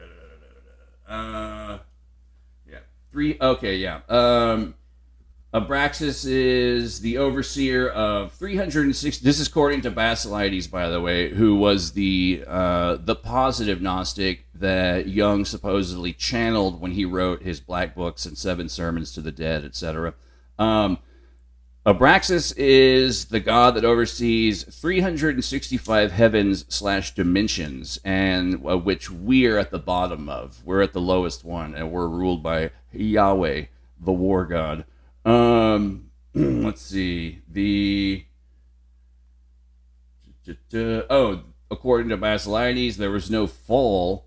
Are just like we said, I think earlier, we've sort of forgotten our divine nature. One of the sort of weirder things about Abraxas, let's see. Oh, yeah, okay. There's some conspiracy stuff related to this character now today, too. I got 3 things for you here. The Starbucks logo. Okay. You know how it's it's got the split mermaid tail? The merman. Yeah. Merman pop. Yeah, the Abraxas legs as snakes and the Starbucks logo like are very similar. So there's people that have said like maybe, you know, it's a whole James Shelby Downard thing of evil sort of, empire. Yeah, like appropriating these ancient mythological figures and powers and like the ideas behind them and the power in the ideas and sort of like co-opting it for their company and etc. Yeah. The second one, Charles Manson of all people. Oh no. He after he'd been in prison for a while, he said years later that Abraxas was his actual god that he worshipped. So like all these, what a great library for California. I mean, Charles Manson, I'm not like, absolving the guy of any wrongdoing, but I definitely think that he was fucking set up to a degree.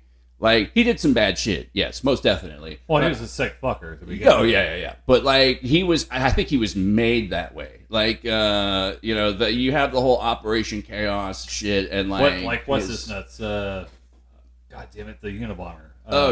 Uncle Ted. Yeah. Yeah, exactly, yeah, same thing. You know that motherfucker, Kaczynski, couldn't be touched for 2 weeks after he was born? I heard about that. Zero human contact. Yeah. Like, the nurses couldn't even touch him. Yeah, didn't he have some disease or some shit? He had some weird physical affliction that required him to be kept in an incubator for 2 weeks, and they were really worried that he was going to just like crap out at any minute. Yeah, his whole life is. I remember hearing that's his story. That's his argument for why he's so weird. But yeah, he's also a math genius, and well, you know what? I'm going to say right here, as a person with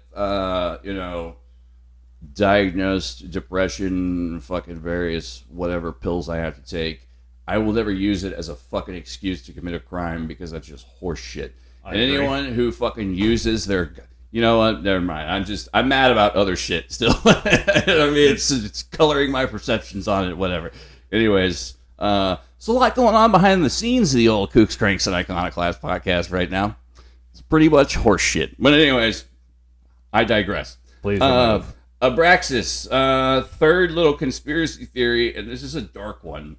After Kathy O'Brien and stories of like mass child abduction and shit like that, just man, these conspiracy theories about child trafficking and shit, like what's going on with Maui right now. Ugh. Fucking. Anyways, as of the time of this recording, that is it's because social media is taking the stories about the kids missing from school and twisting it, and they're saying, like, there's kids missing.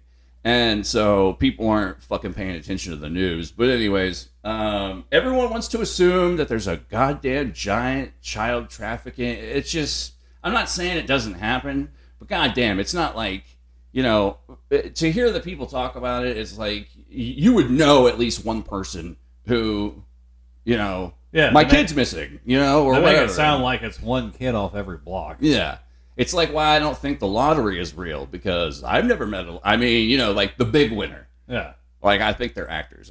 That's just me. I don't know. Well, you meet someone who wins $500 here and there, but I don't know. I've never met a big lottery winner or know anyone who knows one. Legally speaking, if the government does it, versus if me and you did it. Yeah. If we do it, it's racketeering. Yeah. If they do it, it's the lottery. Yeah, exactly. Yeah. So, they call it a stupid people tax for a reason, I guess. But I don't know. I mean, that's gambling. Anyways. So, life's a gamble. Yeah, it is. I don't believe in insurance.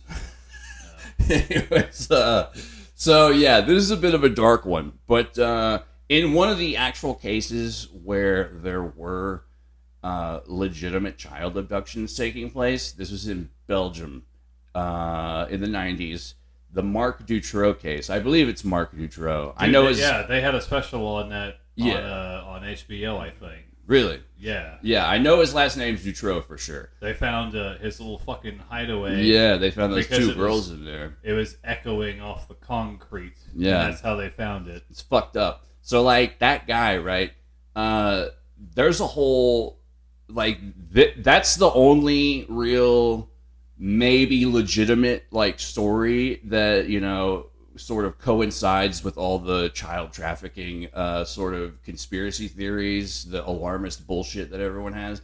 That one, I will lend some credence to that because we do know he had those 2 girls in the little hidey hole room or whatever. And there was that lady in I want to say it was Ohio. Oh, it was her. Wait, sorry. She got chained up in the just recently. Floor. Yeah. I saw the video of that. Disturbion has the full unedited video there, and so does Donut Operator if you guys want to see it. But yeah, it's fucked up.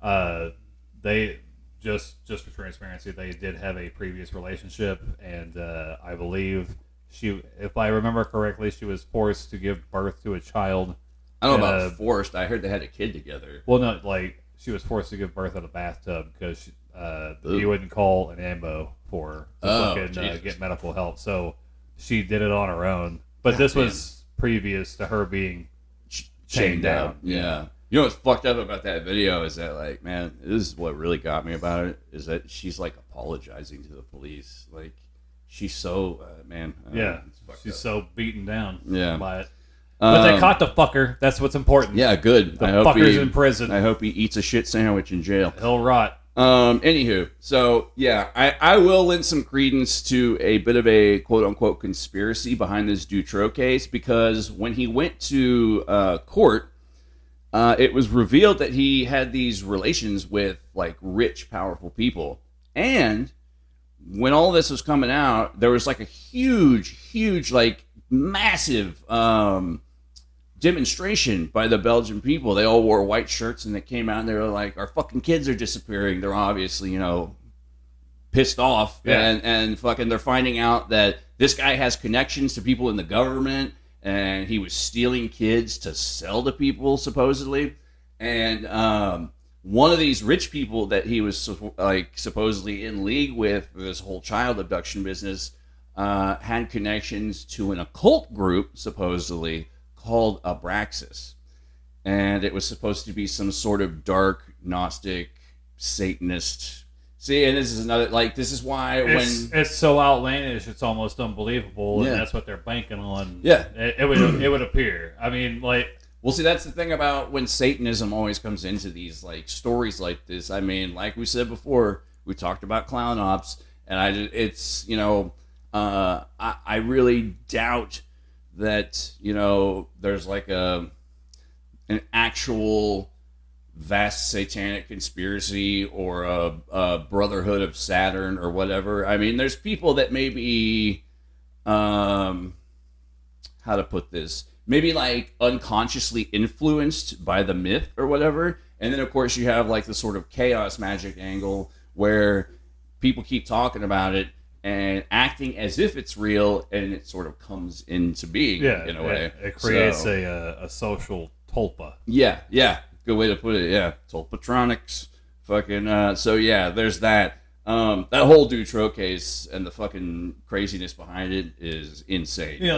Even with the other child abduction and trafficking kind of thing, man, it's become a comic trope now for this girl will do just fine to be my Saudi Arabian princess.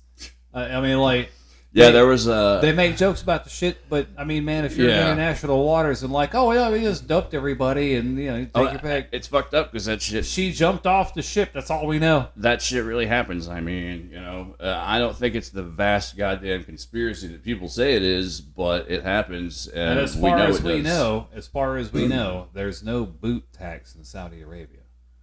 Boot tax? Yeah, you can buy boots without taxes. Oh. No, it's fucking.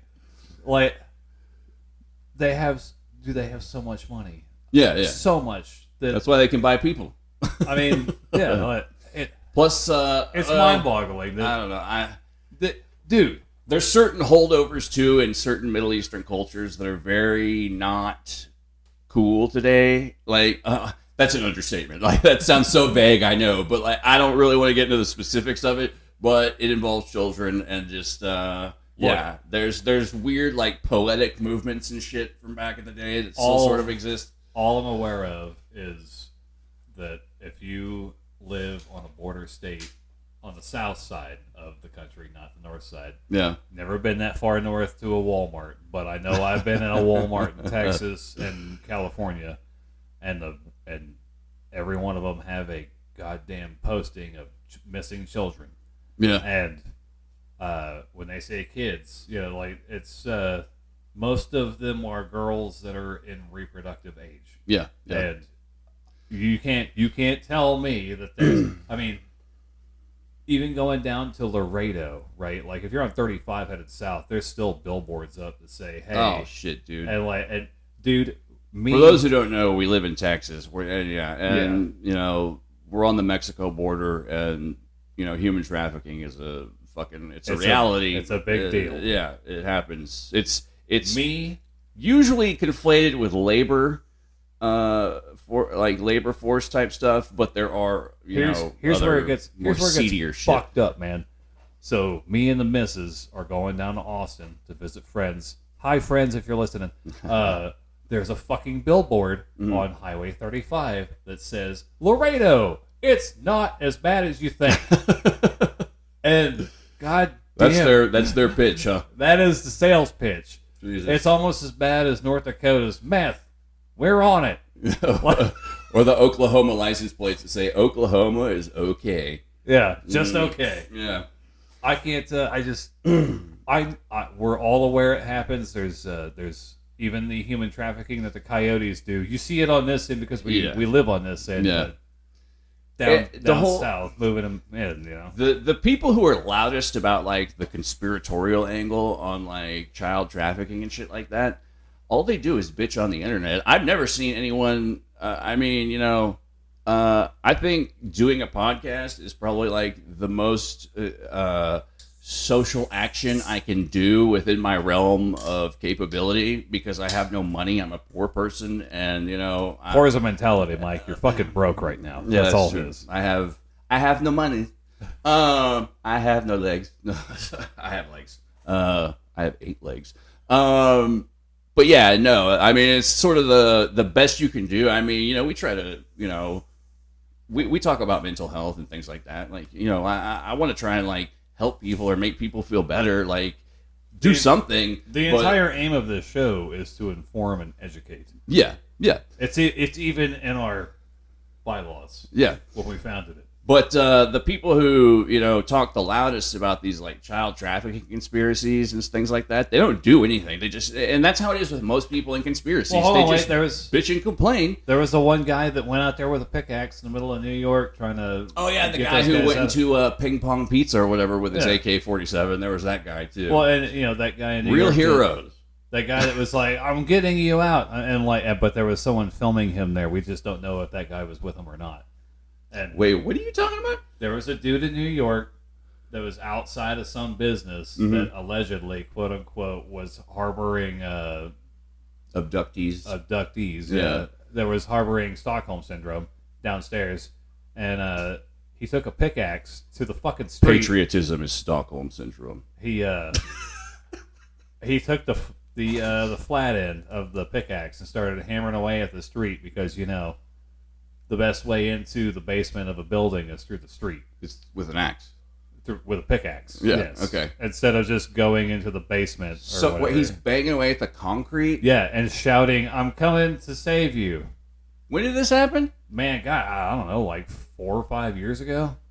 That's okay. I gotta look up this story. That's fucking weird. It's on YouTube. You can pull that up. And he thought he was saving kids. Okay. Yeah, like, and it's some. Is this a?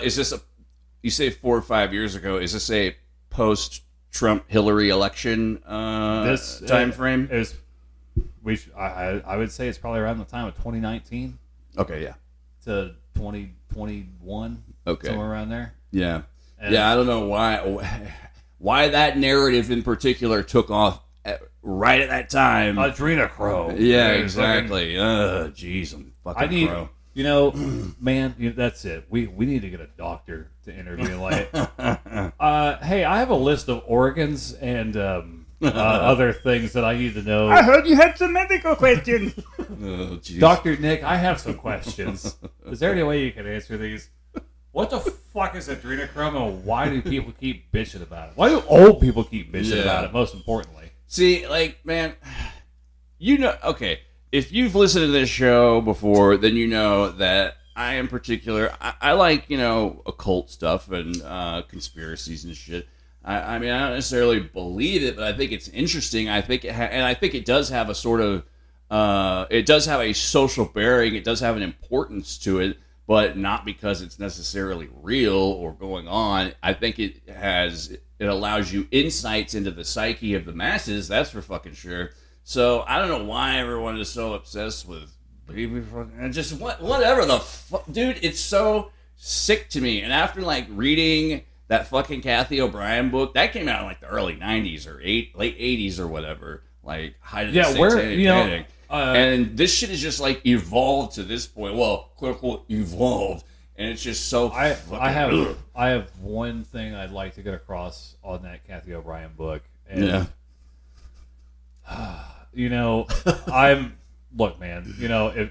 If something happened to her, that totally fucking sucks. Yeah, no, yeah. Hey, I can sympathize, but it's people using it as a. But if what you say is true, and you have that much proof and that much evidence, where the fuck was the congressional hearing on all that shit? Yeah. And fucking, if you're telling me that those two other women got a congressional hearing, and they had some kind. I mean, they were telling weird stories about MK Ultra shit too, and like Project Monarch or whatever, which is horseshit, as we found out. But they got their congressional hearing, and, Kathy O'Brien, like, her and her fucking dickhead used car salesman husband or whatever, her deprogrammer, quote unquote. And that's another thing. They're not the only couple that is like this. And that's my big question is, so if stuff like, if they have enough proof that they can write a book about this and put this evidence out there,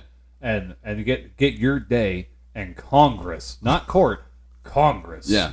There ought to be a fucking law. Because the people at the top are involved. Yeah. Convenient. Yeah. Even, you know what? Even Monica Lewinsky got her fucking day in Congress. Yeah. When there was people at the top. Dude. I don't understand how you Warren G. Harding fucked everything. He was president. He was banging teenage girls. It all fucking came out. No matter how many of his fucking buddies he got, in fucking Congress or whatever, and was working around him, his little Ohio gang, etc., of cronies and shit. They were fucking constantly like, shut the fuck up about you fucking Warren Harding, all right? Nobody wants to hear about that. I don't care how many babies he's filled you with or how many abortions you had, etc. Shut the fuck up. Here's $5,000. Go away. Even all that came out. Yeah. So, like... Thank God I have him before genetics or he'd be fucked. So, I just... I don't know. The credulity, once again, it's just the... And Kathy O'Brien and her husband, they're not the only, like, couple that have this whole... what's the other guy's name? Or Candy Jones and Long John Neville. Exact same relationship dynamic. She was supposedly... brainwashed by the military to be like a courier and a secret sex slave, etc., or whatever. And self-defense weapon. Yeah, she was an assassin as well, of sorts, I guess. And then she meets this dude who deprograms her and like unlocks her memories. I don't know, I just find that a very fishy relationship dynamic, that like this woman or women who've supposedly been put through the worst imaginable shit, like beyond imagination. And then they meet some guy, another man, and then the man unlocks the mysteries of their past and the horrible shit that happened. I don't know. It's just very fishy to me. It's just, they don't need, I don't know. I feel, I feel like some very, like, flower petals opening music should be playing while we're discussing how these fucking guys just showed up out of left field and rescued them from. Yeah. And so thanks, Captain Kirk. Yeah, everyone's not John Wayne Gacy. What's his name? The guy that shot the president. Not Oswald. The other one. Jodie Foster. Yeah. Oh no. Not Mark David Chapman. God damn it. That's the one that shot Lennon. Yeah. He talked to elves. Not Hinckley, John Hinckley. John Hinckley, who Yeah. had fucking brunch. People on listening are just like, Thanksgiving. it's John fucking Hinckley. Yeah, they're Jesus. banging on their dashboard right now. You know, John Hinckley Jr. was like, Yeah, hey, nobody said what a romantic he was. you know, well, maybe if he had been in another town somewhere meeting up with Kathy O'Brien, he could have unlocked a lot. Maybe. History would have been vastly different. I just, man,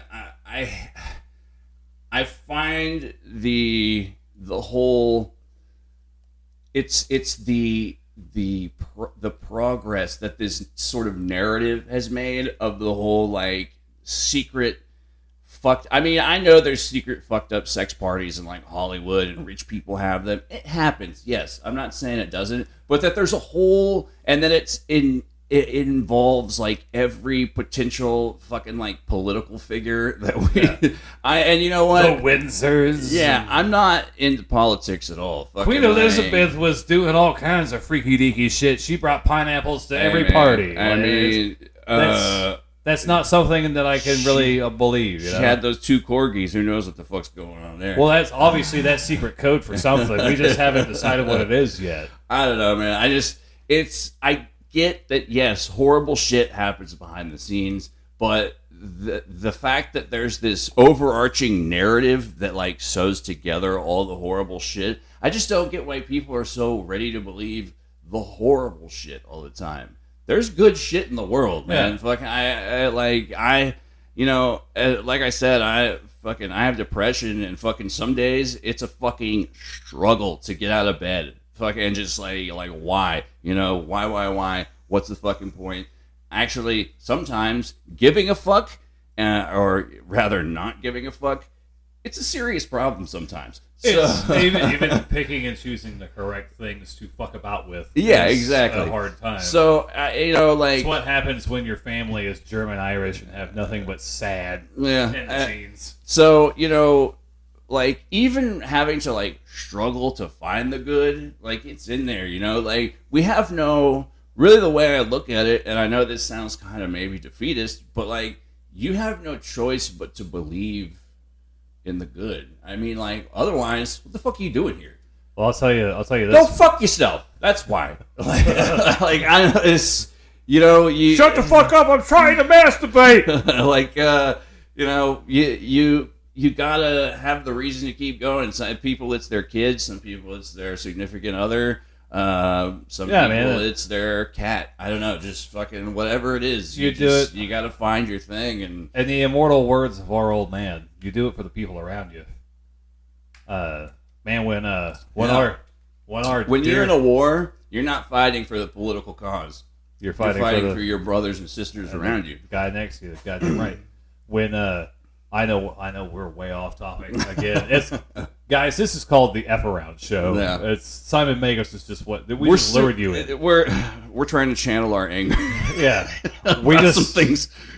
We feel that it's our corporate overlords feel that it's very endearing if we just kind of get this off our chest. Anyways, I was gonna say, so like when our dearly departed friend Mark passed away, at 35-ish from colon cancer, intestinal cancer, stomach cancer. You can just say cancer.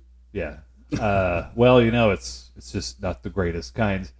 Anyways, you know, man, I found that out after I had been tying one on with nature outside the backyard for about fucking 4 hours. That's not a good time to find out anything like that. Yeah, I had an hour-long conversation. I mean, it's never a good time, but that's definitely worsens it. I talked to his wife for like an hour, and the wife said I sounded composed, and then as soon as I got off the phone, man, fucking that's when it hit you like a bitch. Yeah, fucking man. sat down. I called Dad, and I was like, I don't understand how this can happen to a 35-year-old man, and what is the fucking point if it could just do that? And it was really upsetting. I was like bawling, and Dad told me, "Man, you do it for the people around you. You got to take care of the people around you. Life is a big shit sandwich, man. We all got to take a bite. It's the condiments you bring to it that make it more bearable. Yeah. And I prefer tomatoes because it's good for the colon. Yeah, I mean, mortality is a motherfucker. I mean, we all know where we're headed eventually. Yeah. You're guaranteed one thing. Yeah. At least. That this is going to end. Yeah. But that's what makes everything so worthwhile. That's what gives everything meaning. So, and that's if we just live forever, it would be a fucking horrible. See, and that's why, like, once to bring it back to heaven being a gated community, like, I don't know, that idea seems just fucking awful to me. It's like living in a shitty country club for the rest of your fucking eternity. Like even when Grandma died, man, she told everybody in that goddamn hospital bed, like, yeah, I'm done. You guys are all grown up. You guys are good. You're set. You don't need me anymore. Well, you may think that, Grandma, but we disagree with you. Yeah, I mean, when you're 98, you kind of have the right. But that's selfish of us too. Yeah, because she's earned her rest. You know what I'm saying? Yeah. Like, some people are just done. Yeah. There's people were real sad about Kurt Cobain when he killed himself, but maybe the dude was just killed done. himself. That's yes, okay, because we can't even get through that fair. without having a conspiracy on that as well. Yeah, and like, no one has a conspiracy theory about Hemingway killing himself. I'm sure there is one. Yeah. No. Was it also El Duce? Fucking, I mean, like, they're all sitting around a table and fucking talking. Yeah. How'd you die? Ants. Yeah. I think it's a Patton Oswalt joke. Sorry. It's Full just credit due to Patton. Yeah. We cite lots of comedians we love. If you haven't figured that out yet. Comedians. That's one of the things. That's that's comedy and laughing fucking keeps you alive and healthy. That is one of the 28 pillars that this show believes in. Goddamn, there's 28. I can't count that many on one hand. I don't have that many for the show. It's very odd to me how everything turns into. If you don't know it, clearly there's a conspiracy. Well, yeah, but that's human nature. You're just gonna like fill in the blanks. But read it. Don't read a book and try to recreate the experiment yourself. You know what I'm saying? Like fucking. Well, yeah, but you have. I mean, granted, I know you can't put a nuclear collider together in your backyard. Well, you can. Maybe. A kid did it like in the late 80s, early 90s. Well, maybe not a nuclear collider. I don't know if that's a thing, actually. Not a nuclear collider. What do they call it? A super collider. Okay, yeah. No, that. We should go to. You know what? Our next show. We should go to the shitty Waco super collider that they never finished. Yeah, and wear rollerblades and skateboard in that motherfucker. And I just want to ask, what the fuck is up with that thing? Because I remember years ago, it was like, we're building a super collider under Texas, and then just fucking never heard anything about it again. According to my friend Chris, who's been down there, he said that it's full of government crates, just crates of shit that the government, like the end of Indiana Jones. Kinda, yeah. Like they just ended up using it as a storage unit. I wonder what's down there. Probably the Spear of Destiny. Yeah, see? We're doing it now. Yeah. See? That easy. Yeah. Oh, man. Simon Magus is the person we were covering on this show. And you found us. Hey, you know what? This ties into that, though. Gnosis. That's the underlying theme of the show. Gnosticism is all about gnosis. Gnosis is direct, first-hand experience. It's knowledge. It's not having a middleman or an intercessor or fucking some social media fucking horseshit outlet telling you what's real and what's not. It's you finding out. It's when you know. Know is the first part of gnosis. I know it's spelled differently, but that's what it is. It's where the word comes from, probably, I'm assuming. You need to know. Yeah, or could know. Yeah. So, yeah, it's all about knowing. It's not belief, it's knowing.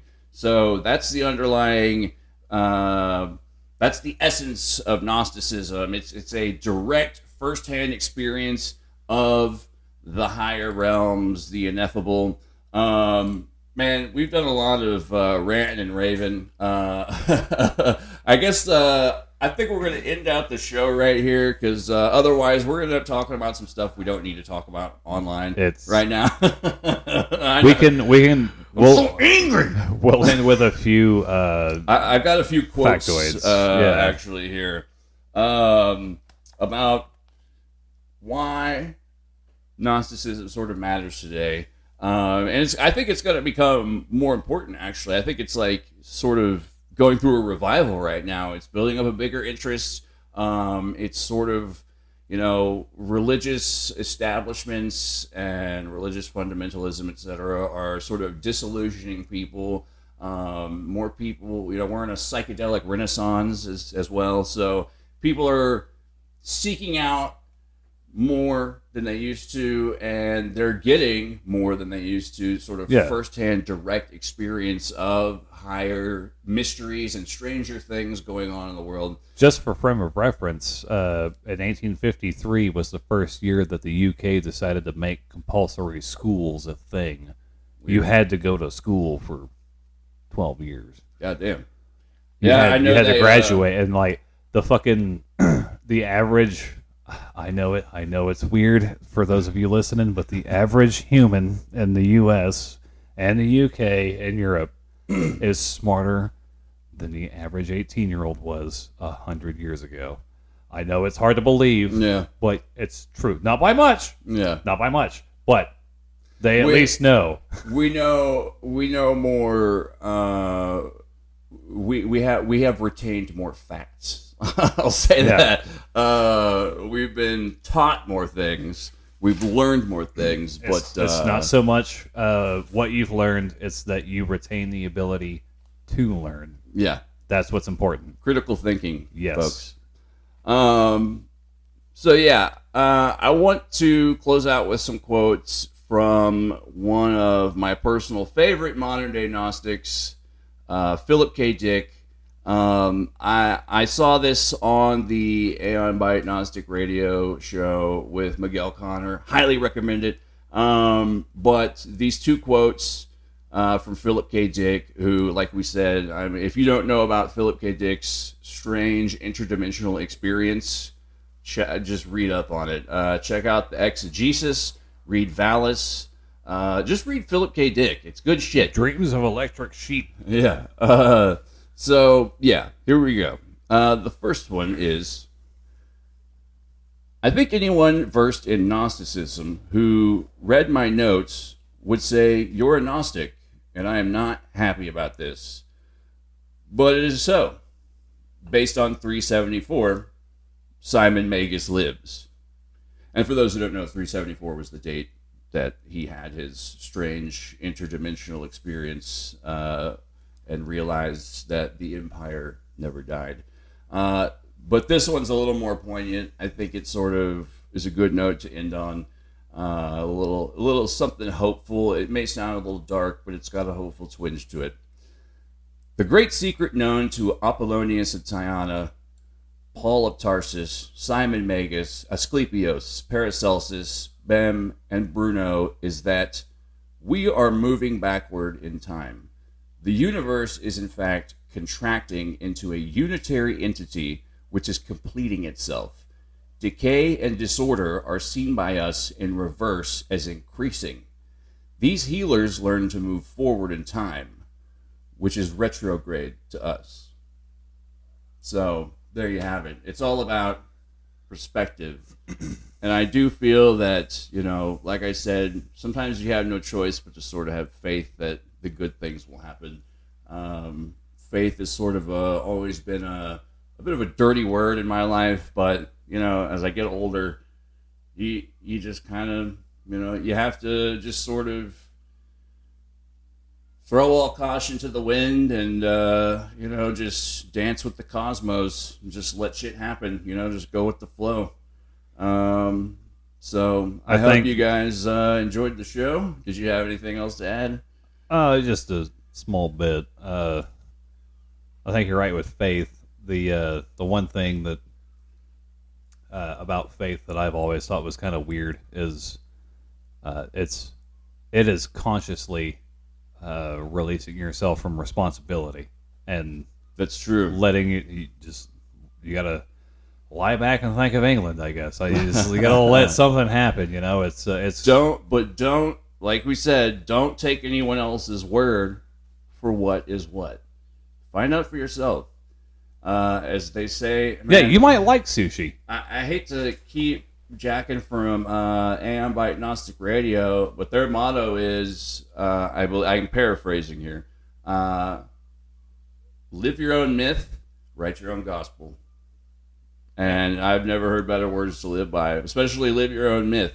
I think now's the time that everybody needs to start mythologizing their lives. I mean, get in touch with the archetypes. You can start with your name. You can start with your zodiac sign. Just a heads up. You are connected to bigger and greater shit in the universe. Just a heads up on your name. No matter what you look up, they're all going to say the same thing. You're God's gift. You look at the other part.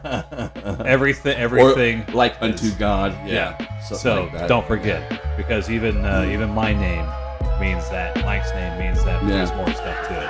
Yeah. But you know what? It's true. Look at.